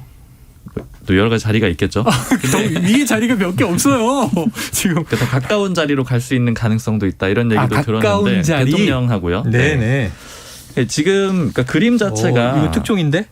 아니요 특종은 아니고요. 네, 지금 이제 일단은 뭐 네. 분위기가 네. 그러니까 윤석열 대통령이 지금 이 큰 구조를 이렇게 보고 있다는 평가가 있어요. 이건 이제 해석의 하나인데요. 네. 검찰 이 법조 라인 쪽은 한동훈 법무부 장관이 있는 거고요. 그다음에 경찰하고 소방 혹은 이제 지자체 이런 뭐 쪽은 행정. 이상민 장관이 있는 거잖아요. 네. 그러니까 두 사람이 양대 축인 거예요. 원래 뭐 우동훈, 좌상민 그랬지 그렇죠. 않습니까? 이 두 가지 둘의 축이 있는데 이번 사고로 인해서 만약 이상민 장관이 물러나야 된다.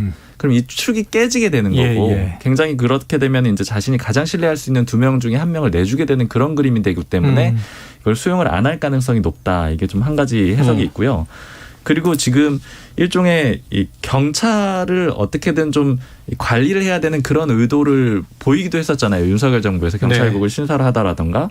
근데 이런 과정이 만약에 이상민 장관이 물러나게 될 경우에는 무산이 될 수 있다. 다 도로 수포가 될 수가 있다. 이런 판단들도 반영이 돼 있기 때문에 이번 이태원 참사에 대한 그런 책임을 묻는 차원도 당연히 있겠지만 그걸 떠나서도 이제 다른 요소들 때문에 윤석열 대통령이 쉽게 이상민 장관을 내치지는 못할 거다. 이런 해석들이 많이 있습니다. 네. 그리고 기본적으로 이제 관계가 굉장히 돈독하다라는 건 여러 번 언급이 됐죠. 이제 한동훈 장관 못지않다 이런 평가들이 많습니다. 그래요.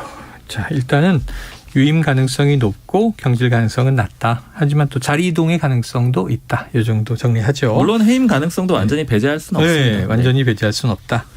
자, 어제 국회 전체 회의에서요. 조은희 국민의힘 의원이 이 박희영 용산구청장에게 한 질문입니다. 어떤 무한 책임을 말하느냐? 그러자 이제 박 용산구청장 제 마음의 책임입니다. 이런 이제 답변이 나와서 이게 참 뭐랄까요? 축제가 아니라 현상이다. 이후에 이건 또 무슨 얘기인가 싶은데 이게 행정구역, 행정을 관할하는 곳이 이제 용산구청이잖아요. 예. 좀 경찰 못지않은 책임이 있다라는 또 생각이 드는데 과거 사례는 어때요? 제가 좀 몇 개 조사를 해봤거든요. 네네. 근데 보통은 이제 구청장 단위까지 내려오는 것은 많이 없었고, 이게 주로 대형 참사가 90년대에 많았어요. 사실 이게 21세기 대한민국에서 나왔다는 것 자체가 사실 이해가 안 가는 부분이 많잖아요. 우리가. 어쨌든 좀 조사를 해봤더니 시랜드 99년 6월에 시랜드 수련원 화재가 있습니다. 네. 이때 이제 화성군수가 결국은 이 문제를 발단으로 인해 사임을 했는데 직접적으로 이 건 때문에 사임한 건 아니고 이것 때문에 여론이 계속 악화되니까 수사당국도 계속 판 거예요. 근데 시랜드 건으로는 어쨌든 구속이 잘 안 됐는데 이 또 건설업자한테 뇌물을 받은 게 드러나서 결국은 어쨌든 총대를 메고 수사기관이 계속 그 수사를 하고 있으니까 그 여론에 못 이겨서 어쨌든 사임을 한 건데 지금 박희영 구청장도 그 이제 입건이 됐잖아요. 네. 그럼 이제 수사를 받게 될 거고 만약에 입건이 아니더라도 그럼 수사당국이 계속 여론이 안 좋아지면은 이분에 대한 수사를 더 철저히 할 수도 있어요. 이러면은 본인이 계속 자리를 지키겠다고 버티면 뭐 버텨질 수도 있겠지만은 뭐 혼자가 아니잖아요. 네네. 국민의힘 소속이기도 하고 거기엔 또 권영세 통일부 장관 지역구여서 그냥 본인 또 총선이 2년 뒤에 있어서 과연 가만히 둘 수 있겠냐 네네. 또 이런 얘기도 나오고요. 아하. 지금 그 굉장히 좀 그런 식으로 결과적으로는 책임을 질 수밖에 없지 않겠느냐 또 대응이 중요하거든요. 네, 그렇죠. 너무 대응을 잘 못하고 있어요. 그러니까 사고는 이미 벌어지면 그 다음에 수습이나 이런 과정에서라도 굉장히 좀 반성하는 태도와 사죄하는 태도를 좀 보였어야 되는데 그런 모습이 좀 많이 안 보이고 뭐 마음으로 책임을 지겠다. 오죽했으면 지금 서초구청장 출신인 조은희 의원도 같은 당인데 너무 어이가 없으니까 그런 식으로 질문을 했겠습니까? 어쨌든 이게 그럼 계속 좀 지켜봐야 한다. 같은 당 내에서도 분위기는 썩 좋지 않다. 자, 그런데 이제 이런 거예요. 경찰 라인의 주무부처 행안부, 소방당국도 주무부처 행안부. 사실 지자체는 지금 민선이기 때문에 지방 분권 시대라고 이야기는 하지만 또 행정 라인 따라가면 행안부. 옛날에는 이제 행정자치부이기도 했죠, 이름이. 그럼 또 이제 이상민 장관 얘기를 한번 얘기해 보면 아까 이제 유임 가능성이 높지만 뭐 이제 경질 가능성도 배제할 수는 없다. 이런 정도인데 지금 이게 용산과 여의도의 기류가 이상민 장관을 바라보는 시각이 다르다면서요. 이상민 장관이 방금 그 지자체 상으로도 가장 위에 있다라고 얘기를 해주셨는데 이제 뭐 여권 관계자랑 이제 그러니까 좀 책임이 있는 거 아니냐 이렇게 제가 질문을 했더니 요새는 이 지방 자치가 강화가 돼가지고 보고 자체가 아마 서울시로 오히려 향하게 됐을 거다. 대부분의 보고가. 용산구청에서 서울시로. 그러니까 직접적인 좀 책임이 없다 이런 취지로 좀 설명을 하더라고요. 그러니까 경찰 같은 경우에도 경찰국을 만들긴 했지만 그게 인사나 조직에 관한 얘기지 어떤 뭐 사고 대응이나 범죄 대응 이런 거에 대해서는 행안부 장관이 별도로 보고를 받을 수가 없는 구조다. 그러니까 결국 실제로 이번에 보고되는 과정을 봤을 때 이상민 장관이 소방에서 받긴 했지만 경찰한테 어쨌든 최종적으로 따로 보고를 받은 내용은 없는 거잖아요. 그리고 또 지자체장이 그러니까 용산구청장이 따로 어떻게 뭐 보고를 해야 되는 그런 체계도 딱 마련되지 않았다. 이게 일단은 여권의 그런 주장이 하나가 있고요. 즉 이런 이유 때문에 무조건 물러나서는 안 된다. 이런 주장도 여권 내부에 있고요.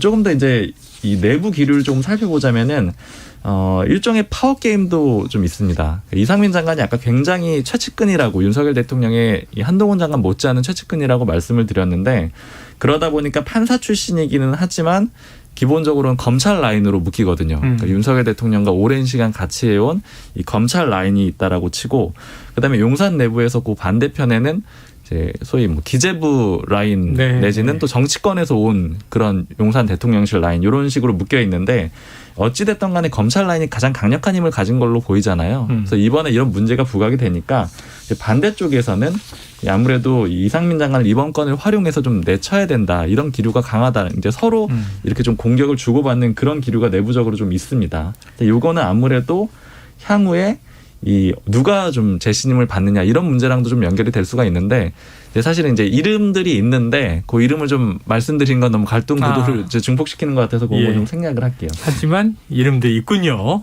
제가 근데 제가 과거 사례를 좀 계속 분석을 했다고 했잖아요. 이게 보통 이 정도 희생자가 나오는 참사면요. 장관이나 뭐 총리급 인사가 한번 사의 표명은 하더라고요. 그런데 이제 총리는 뭐 주무부처가 아니니까 대통령이 반려를 할 수도 있고 장관의 경우 이제 경질을 하거나 아니면 다시 뭐 수습 후에 사의를 하도록 하자 뭐 이런 식의 뭐 세월호 때도 있었고 근데 지금 전혀 총리든 뭐 장관이든 사의 표명한다는 그런 책임지는 자세를 없어요. 보이지 않아서 이 정권의 특색인가 약간 지금 민주당에서는 의아해하고 있기도 합니다. 자, 그런데 또 한 가지 이제 논란이 이런 게 있어요. 참사 희생자의 명단 및 사진 공개. 지금 사실은 이게 우리가 애도 기간을 또 보내기도 했지만 숫자 외에는 주로 어떤 분들인지는 띄엄띄엄 보도된 일부밖에는 잘 모르겠어요. 젊은 분들이 대다수다. 이런 정도죠. 이 공개 놓고 여야가 대립하고 있는데 민주당 쪽은 어떤 분위기입니까? 그러니까 민주당에서도 공개를 해야 한다고 좀 달라고 온실 차원에서도 많이 요청을 하고 있거든요. 서울시 등에다가. 근데 이거는 계속 줄 수 없다는 식으로 좀 피해 간다는 거예요. 뭐 아직 지금 뭐 수사를 특히 수사가 받고 있기 때문에 수사 관련된 뭐 서류에서 이건 줄 수 없다 뭐 이런 반응인데 지금 그것 때문인지 관련 이제 뭐 유튜브 쪽이나 아니면 방송에서도 여론전이 있잖아요. 영정 위패도 없고 이게 뭐 하는 거냐라고 하니까 민주당에서는 계속 유족들을 좀 만나고 싶어하는 그런 것도 있는데 잘 이게 좀 취합이 안 되고 있다 좀 이렇게 얘기들이 나오고 있습니다. 여권은 어때요? 기류가? 저는 사실 이제 뭐 여권에서는 당연히 이제 그런 어떤 민주당의 접근이 이제 정쟁에 활용하려고 하는 거다 이런 식으로 보고 있는데 저는 사실은 요거는 뭐 취재 내용이라기보다는 이제 개인적인 판단인데 요번에 이 희생자의 명단이나 사진 공개에 대해서 여야가 서로 뭐 공개를 해야 된다 말아야 된다 이렇게 판단하는 것 자체가 좀 적절치가 않은 것 같아요. 그러니까 당사자들이 판단을 할 문제고 유족과 물론 이제 입으신 그런 분들이 판단해야 될 그런 문제이기 때문에 애초에 정치권에서 이렇게 판단을 하는 것 자체가 좀 적절하지 않은 것 같고요. 그리고 이번에 상대적으로 어떤 사진이라든가 명단이 덜 공개된 거는 최근에 이 취재를 갔던 요 이태원 참사 취재를 갔던 기자 얘기를 들어보니까 젊은 층들은 특히 이 기성 언론에 대한 그런 불신이 더 강하다 그래요. 그러다 보니까 이제 사연 취재를 하려고 하면은 좀 거부 반응을 많이 보인다라고 하거든요. 그러다 보니까 물론 이제 좀 나이 많으신 분들은 예전에 이제 취재에 응했던 그런 것들이 좀 나쁘지 않게 판단을 하셔서 그런지 모르는데 많이 응해 주시는데 젊은 분들은 안 한다 그래요. 그러다 보니까 좀 안 나오는 것 같고 그리고 이런 것들을 또 취재 분위기도 많이 바뀌어가지고 예전 어떻게든 사연을 막 취재하려고 이렇게 노력을 했었는데 이제 본인이 거부하시면 안 하는 이런 방향으로 좀 바뀌었거든요. 프라이버시를 이런 쪽으로. 흐름에 맞춰서 보면은 정치권이 뭐 이런 사진이나 명단을 공개해야 된다 말아야 된다 선제적으로 나서는 게 좀 저는 그냥 좀 개인적으로 적절치 않은 것 같습니다. 그러니까 이것 때문에 어제 사실 그 민주당 문자도 공개가 됐잖아요. 튀어나왔죠. 좀 그 당사자인 문진석 의원은 그렇게 억울해하는데. 그 당의 이제 소위 뭐 민주연구원 뭐 이모 부원장이라는 분이 이제 이런 식으로 뭐 전략 대응을 해야 합니다라고 건의를 한 거였는데 뭐 답장을 한 것도 아니고 나가서 전화를 받고 와서 이제 그런 건 아니다. 이걸 어떻게 정쟁에 활용하려 하냐 오히려 되려 화를 냈다고 합니다. 그래요. 그랬는데 이제 지금 정작 그 문자를 받았다고 그 사진 찍혔다는 이유로 굉장히 많은 그 비판 전화와 그리고 뭐 장제원 의원도 뭐 공개적으로 공격을 하기도 했는데 어쨌든 좀 그런 부분에서 억울해하고 있고 이 절대 당 기조는 그런 걸 전략으로 정쟁 요소로 삼지 않겠다 이렇게 가고 있습니다. 알겠습니다. 자, 그런데 이제 이 민주당 쪽에서 이상민 장관 거치 계속 이제 거론하고 있고요. 또 국정조사 요구하고 있습니다. 그런데 박 기자님, 이 국민의힘 내에 당권 주자들의 반응이 좀 다양한 것 같아요. 네, 어떻게 다릅니까? 미묘한 상황입니다. 사실 이 참사 이후에 지금 이 당의 상황을 정무적으로 분석하는 게 좀 이르기도 하고 약간 죄송스러운 생각도 있는데 어쨌든 국민의힘하고 이 대통령실 입장에서는 다음 전당대회가 굉장히 중요하고요. 그리고 이 이태원 참사로 인해서 여러 가지 변수가 생기게 됐어요. 예를 들자면 대통령실의 대응이 잘 못됐다 이렇게 국민들이 판단을 해서 지지율이 더 떨어지게 되면은 전당대회의 주도권을 대통령실이 놓치게 될 수가 있겠죠. 근데 이런 경우에는 소위 말하는 반윤 그룹 내지는 비윤 그룹에서 더 힘을 얻을 수밖에 없고요. 그런 대응들이 조금씩 보입니다. 그러니까 안철수 의원 같은 경우에는 당대표를 이미 뭐 선언을 하고 준비를 하고 있는 그런 상황이잖아요. 근데 지난주에 이미 이상민 장관이 물러나야 된다. 이제 사고 수습하고 나서 물러나야 된다. 이런 메시지를 낸 거는 대통령실하고는 완전히 결이 다른 거거든요. 근데 당대표가 되고자 하는 사람이 대통령실과 다른 메시지를 낸다. 이런 것들이 좀 중요한 그런 의미로 볼 수가 있고요. 그리고 주호영 원내대표하고 그리고 정진석 비대위원장이 이 국정조사에 대해서 내놓는 반응도 미묘하게 달라요. 주호영 원내대표는 완전히 안 된다는 건 아닙니다. 그러니까 지금 상황에서는 너무 시기상조다, 이르다 이런 반응인데 정진석 비대위원장은 완전히 안 된다라는 그런 반응이거든요. 이 완전히 안 된다라는 반응이 용산 쪽에 가까워요. 그러니까 요건 역시 조금 미묘하게 다르다. 결국 용산의 뜻대로만 당을 운영할 수는 없다. 이런 분위기가 내부적으로 좀 있다라고 볼 수가 있는 겁니다. 자, 여러 가지 참 복잡한 상황들이 이어지고 있습니다. 최 기자님, 국정조사와 특검 전망, 지금 민주당은 이제 강공을 걸고 있는데 국정조사를 국민의힘이 끝까지 안 받으면 이게 또 이제 합의 처리가 아니라 단독 강행 이렇게 되면 또 좀 이게 역풍불거나 불리해지는 건 아니에요? 여론 추이를 좀 살펴보긴 할 텐데 뭐 불리하지만은 않다고 보는 것 같아요. 왜냐하면 지금 여론이 워낙 이 이슈에 충격을 받은 국민들이 많고 어쨌든 지금 진상을 알고 싶고 궁금해하는 분들이 많기 때문에 당장 수사를 해서 뭐 재판에 넘기는 것도 중요하지만 정확히 이게 어떻게 뭐가 어디서 우리 사회 시스템이 문제였는지를 한번 제대로 파헤쳐 보자. 국민의 대의기관인 국회가 나서야 되지 않겠냐라는 여론이 있기 때문에 내일 발의를 해서 모레 이제 본회의에서 처리를 하겠다 이런 입장이고 이게 그 여당 동의 없어도 국회의장 또 권한도 있기 때문에 국정조사는 충분히 가능할 것 같습니다. 가능하다. 이 참사에 대한 국정조사 자, 정쟁이 아니고 좀 본질과 진실을 파헤치는 계기가 됐으면 하는 바람이고 가능하면 여야 합의로 되는 게 좋겠죠. 최 기자님 요거 좀 하나 여쭤볼게요. 일부에서 저희가 시간이 없어서 못 다뤘는데 지금 온라인이 워낙 뜨거워서 느닷없는 풍산계 논란. 이건 뭡니까?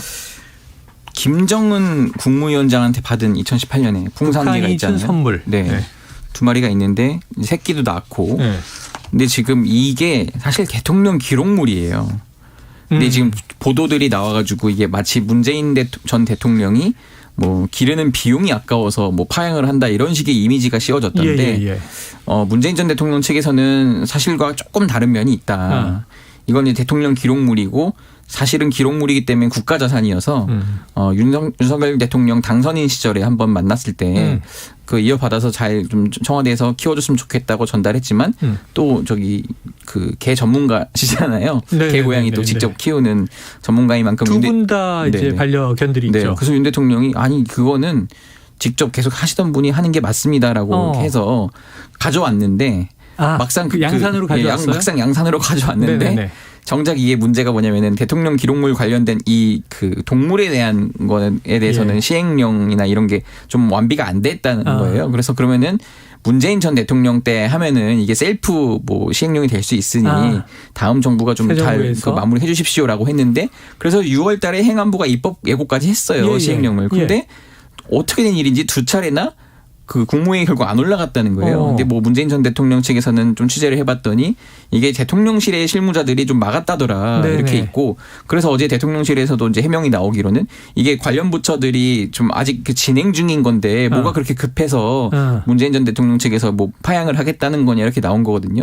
근데 우리가 뭐 급해서라기보다는 뭐 그런 의사를 그 법이 완비가 되면 이게 또 문제가 어디로 튈 수 있을지 모르니까 그래서 이제 그런 의사를 전한 건데 오히려 그거를 언론에다가 언론 플레이를 마치 한 것은 지금은 현 여건이지 않느냐. 네네네. 또 공교롭게도 보도가 두 채들이 다 그 또 보수 채널에서 보수 언론에서 나와가지고 풍산개 관리 비용이 한 달에 뭐 200에서 250만 맞습니다. 원이나 드니까 문 전 대통령이 나 못 키우겠네 하고 파양하겠다 이런 식으로 나온 거죠. 네. 그러니까 이게 결국은 법 때문이다. 이게 지금 계속 전 정권에 대한 사정을 하고 있어서 이걸 만약에 이게 지금 이런 상태에서 그 풍산개가 지금 뭐 죽기라도 하면은 진짜 이 관리 책임 이런 걸 어디서 어떻게 물을 거냐라는 또 문제가 있기 때문에 그런 면에서도 좀 책임의 자유로워질 필요가 있다고 좀 판단을 한 것 같습니다. 개인이 좀 키울 수 있도록 시행령을 개정해 달라 이렇게 지금 시행령 개정해도요 이미 좀 마음이 떠나서 이미 그냥 국가에 반납을 하겠다고 했습니다. 풍산개는 무엇을 먹는 걸까요? 상당히 비용이 많이 드네요. 알겠습니다. 여기서 오늘 불사조 기자단 정리하겠습니다. 박순봉 경향신문 기자, 최영창 세계일보 기자 오늘 말씀 고맙습니다. 감사합니다.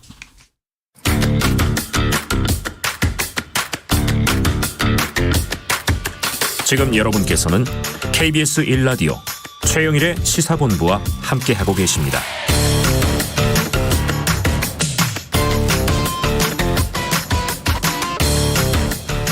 네, 최영일의 시사본부. 자, 이 마지막 코너 남아 있습니다. 들으시면서 문자로 의견 주시는 청취자분들의 의견을 저희가 적극적으로 반영하겠습니다. 짧은 문자 50원, 긴 문자 100원이 드는 샵 9730으로 청취 의견 많이 보내주시기 바랍니다. 자, 화요일의 마지막 코너 IT본부 본격적으로 시작해보죠. 알아두면 유익한 IT 이슈를 쏙쏙 소개해 주시는 김덕진 미래사회 IT연구소장 나와 계십니다.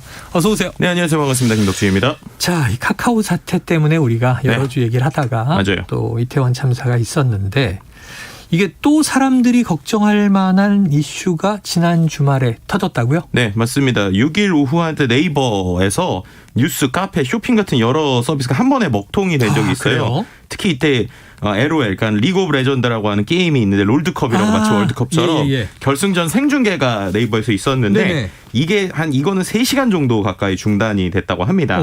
이러다 보니까 이게 왜 그런가에 대한 사람들이 고민이 많았고 근데 또 그때 뭔가 우리가 까마귀 날자 배 떨어지다 뭐 이런 것처럼 우리가 이제 데이터 센터 있잖아요. SK CNC에 이번에 판교에 있었던 데이터 센터에서 6일 날 감전 사고가 일어난 거예요. 아이고. 그래서 감전 사고가 일어나서 실제로 2명이 감전당해서 병원에 옮겨졌는데 이러다 보니까 이것도 뭐 감전 사고랑 무슨 이거 연결이 있는 거냐 아니냐 막 이런 얘기들이 좀 나왔었고요.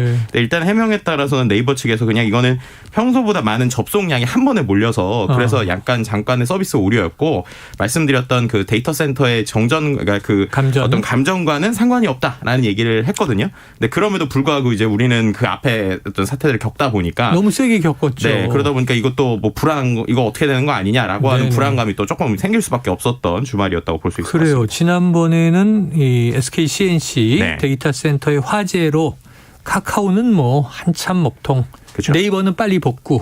그래서 좀 이제 비교가 됐었는데 이번 네이버가 주말에 한 6시간 가까운 먹통이 있었는데 트래픽 때문이지 다른 문제는 아니었다. 네네. 그래도 걱정이에요. 3시간 정도. 네. 트래픽 때문에라도 걱정이에요. 3시간. 네. 자, 국내 플랫폼 기업들과 이 데이터 센터 쪽 계속 지켜봐야 할 것 같고요. 네. 자, 저희가 얼마 전에 방송을 통해서 좀 추이를 지켜보자 이렇게 얘기하셨던 글로벌 기업이 있는데 트위터예요. 맞습니다. 근데 일단 이제 복잡한 과정이 있었지만 네. 일론 머스크가 인수한 거죠. 네, 맞습니다. 이제 저희가 7월에 얘기했었는데 일론 머스크가 계속 인수할 것처럼 이제 그때 440억 달러. 그러니까 그때 이제 그거 보면은 우리나라 돈으로 바꾸면 그때는 57조 원이었는데 네. 환율이 많이 올라서 한 63조 원 정도 된 건데요. 네네. 이걸 이제 인수하겠다고 하다가 7월에 갑자기 인수할 마음 없다라고 하면서 법적 네. 막 소송 들어가니 많이 막 이랬었잖아요. 근데 결론적으로는 이 소송에 대한 부담감이 있었는지 지난달 27일에 어쨌든 계약대로 트위터 완전 인수로 마무리가 됐습니다. 그렇게 하면서 일론 머스크가 처음에 올렸었던 그 SNS 트윗 글이 좀 의미심장했는데 새가 자유를 얻었다. 이렇게 얘기하면서 이제 인수를 한 것이죠. 트위터의 마크잖아요. 네, 그렇죠. 근데 그리고 나서 지금 하는 행동들을 보면 자유를 얻은 게 아니라 거의 족쇄를 채운 것 같은 아니면 자유긴 자유인데 정말 일론 머스크 맘대로의 자유다. 네. 이렇게 표현할 수 있을 정도의 좀 행동들이 좀 나오고 있습니다. 오너의 자유. 네. 자, 이 일론 머스크가 트위터를 인수하자마자 좀 기행에 가까운 행동들을 해서 화제가 되고 있는데 어떤 네. 것들이었습니까? 일단은요, 처음에 이제 사무실에 출근할 거잖아요. 네네. 출근할 때 싱크대를 들고 출근을 한 거예요. 무슨 이게 도자기로 된 세면대 같은 걸 막 들고 들어가는데. 네, 그게 싱크대인데 그게 뭐냐면은 이제 그 영어 표현에 let that sink in. 그래서 이제 내가 거기 들여보내줘, 거기 좀 넣어줘라고 해서 sink in이라는 표현이 있거든요. 그래서인지 정말로 건물에 들어갈 때 자기 집 싱크대를 이렇게 들고 온 거죠. 그렇게 하면서 뭐야, 막 이렇게 이제 생각이 들었고 또 그 다음에 트위터의 계정 프로필 이걸 갖고도 이제 여러 가지 일론 머스크가 메시지를 잘 내는데 프로필에 보면 소개가 있잖아요. 소개. 네네네. 소개에다가 칩 트윗이라고 썼어요. 근데 그 트윗이 우리가 트위터는 TWEET인데 네네네. TWIT라고 썼습니다. 무슨 뜻일까요? 그 트윗은 멍청이라는 뜻이에요. 아이고. 그러니까 그 칩 트윗 하면은 이제 트위터 대표 이럴 수도 있지만 그렇죠. 멍청이 보스다 이렇게 생각을 한 거예요. 그러니까 자기가 이 트위터를 인수한 게 약간 멍청이 같은 이런 좀 중의적인 표현을 하고 싶었는지 이렇게 하니까 이제 사람들이 이거 뭐야라고 지금 생각을 했고요.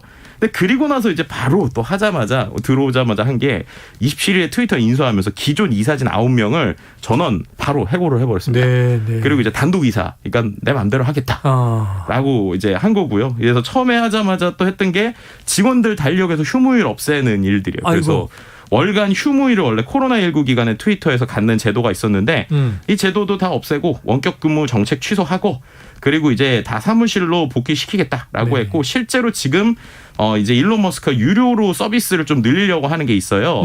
그 서비스 만드는 사람들한테 24시간 7일 동안 쉬지 말고 일해라. 집에도 가지 마라.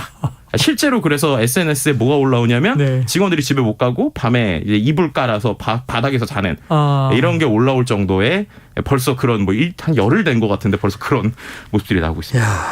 자, 일단 임원들을 다 날렸습니다. 임원은 나 하나다. 오너는 나다. 자, 인력 관련해서 들어가자마자 이 대량 해고를 하다가 자기가 잘못했다. 다시 돌아와라. 이런 일이 지금 벌어지는 것 같아요. 이것도 참 아이러니한데 아까 말씀드린 이제 임원들 다 이제 해고시켰잖아요. 그러니까 자기 맘대로 하겠다는 건데 첫 번째 어떻게 한 거냐면 주말에 이메일을 보냅니다. 근데 이메일을 보내서 이렇게 쓰는 거예요. 네가 만약에 이메일을 너네 회사, 그러니까 트위터 이메일로 받았으면 너는 안 잘린 거고 개인 이메일로 받았으면 넌 잘린 거다. 라고 하면서 절반에게 갑자기 기습적으로 이메일을 보낸 거예요. 그래서 전체 7,400명 중에 3,700명 50%한테 해고 메일을 보낸 겁니다. 그러니까 갑자기 주말에 이메일로 나 해고당했어? 이렇게 하면서 이제 어이가 없고 당황스러워하고 있는데 그러니까 이제 그 짧은 시간 동안에 그렇게 많이 해고하면 이거 어떻게 되는 거야? 라고 이제 고민도 하고 이거 어떻게 되는 거야? 이러면서 불만이 올라오고 있는데 더 아이러니한 거는 그리고 조금 지나지 않아서 또 이제 일론 머스크가 이제 SNS 이제 본인 내부 쓰는 SNS가 있어요. 그거에다가 근데 내가 좀 잘못 자른 것 같아. 그렇게라는 뉘앙스에 가깝게 혹시 오고 싶으신 분들이 있으면 다시 올 수 있다. 근데 그게 왜 그랬냐면 3,700명 자른 사람을 다시 좀 봤더니 자기가 만들려고 했었던 그 되게 유료 서비스나 고급 서비스에 필요한 인물들이. 핵심 인력들도 3,700명 안에 포함이 돼 있던 거예요. 그러니까 이게 보통은 이 회사가 구조조정을 하면 흉흉해지면서 살생부라는 게 돌잖아요. 그러니까 필요 없는 인력, 필요한 인력 나누는데 그런 구분조차 없이 그냥 무슨 타노스처럼 그쵸. 절반을 훅 날려버린 거 아니에요? 네, 맞습니다.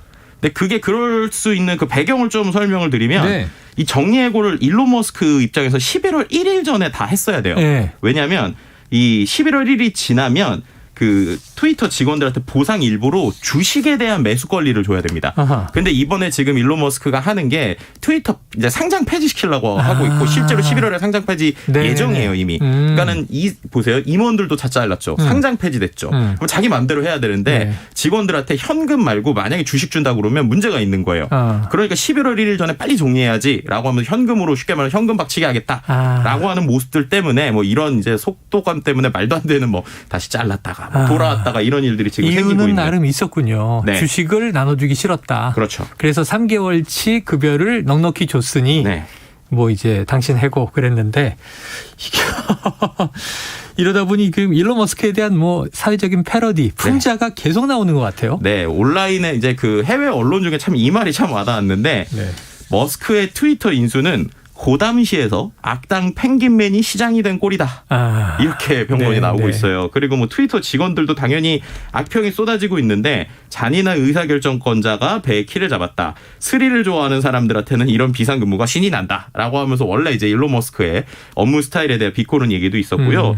또 이제 원래는 그 트위터라고 하는 회사가 되게 기업 문화가 좋았다고 해요. 근데 이런 것들이 정말 빠르게 무너지고 있고 네. 어떤 이제 직원들을 노동 로봇으로 취급한다. 뭐 이런 얘기들까지 좀 나오고 있는 상황을 볼 수 있을 것 같아요. 자, 그러면 이제 본질적인 질문을 드리겠습니다. 네. 이 온갖 기행으로 지금 머리가 지근지근한데 듣기만 해도 그쵸. 남의 나라 얘기지만 근데 트위터 코리아 직원도 해고됐잖아요. 네, 맞아요.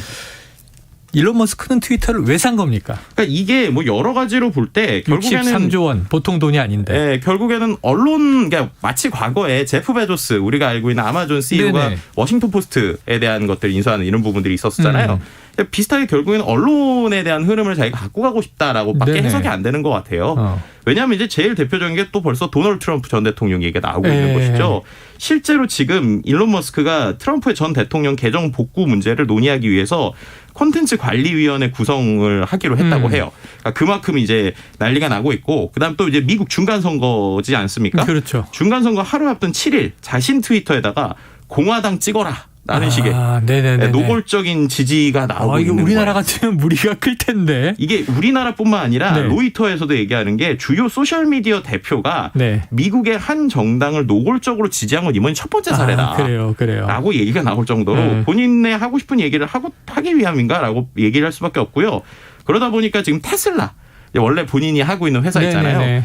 52주 만에 신저가를 지금 기록하고 있습니다. 전기차 회사인데. 네, 주가 폭락하는 거죠. 그러니까 한마디로 트위터에 너무 몰입하느라 이걸 정말 테슬라 운영할 수 있느냐라는 얘기 나오고 있고 트위터의 광고들도 지금 아주 급속도로 빠지고 있다. 뭐 이렇게 표현을 그래요. 말씀하신 대로 광고로 먹고 사는데 SNS가 광고주들이 빠지고 있다. 네. 자, 위기의 트위터가 아닌가 싶은데 이런 상황들이 우리나라 국내에는 어떤 영향을 미치겠습니까? 실제로 일단은 한 두 가지 정도인데요. 첫 번째는 이제 빅데이터 분석 회사. 그러니까 저도 이제 SNS 데이터 분석하잖아요. 그렇죠. 대부분 회사들이 이제 트위터 데이터를 기반으로 하고 있어요. 네. 그러다 보니까 트위터의 리더십 자체가 이렇게 돼버리면 혹시 여기서 어떤 문제가 생길까에 대한 걱정이 하나 있고요. 그러네요. 두 번째는 사용자 입장에서 유료 서비스가 되게 확대될 수 있는 가능성들이 있습니다. 지금도 계속 밤새면서 일해라고 하는 게 그 유료 서비스가 트위터 지금 일부 있거든요. 근데 그거를 $8까지 가격을 올리고 그 다음에 광고 빠지더라도 우리 유료 서비스 할 거야. 약간 그런 그림이다 보니까 네네. 사용자들한테도 이렇게 되면 돈 다 받는 거 아니냐라고 하는 걱정의 어떤 모습들도 있다. 그리고 이게 하나의 더 그렇게 되면 더 강력한 특정 정치나 혹은 특정 생각을 얘기하는 사람들의 커뮤니티 집단이 되는 것이 아니냐라고 하는 일각의 우려들도 좀 나오고 있는 상황이라고 볼 수 있을 것 같습니다. 무료이기 때문에 그 편의성을 받아들이고 우리가 거기에 몰려서 트래픽이 막 폭증하고 그걸로 가치 창출하고 그랬던 건데 트위터 어떻게 될까요? 이렇게 좀 신뢰할 수 없고 불안정하면 오히려 유저들이 떠나갈 위험성도 있는데 좀 더 지켜봐야 할 것 같습니다. 자, 오늘 IT본부 김덕진 미래사회 IT연구소장과 트위터 이야기 짚어봤습니다. 말씀 고맙습니다. 네, 감사합니다. 예, 오늘 최영일의 시사본부 준비한 내용은 여기까지입니다. 저는 내일 수요일 낮 12시 20분에 다시 찾아뵙도록 하겠습니다. 자, 오늘도 청취해 주신 여러분 고맙습니다.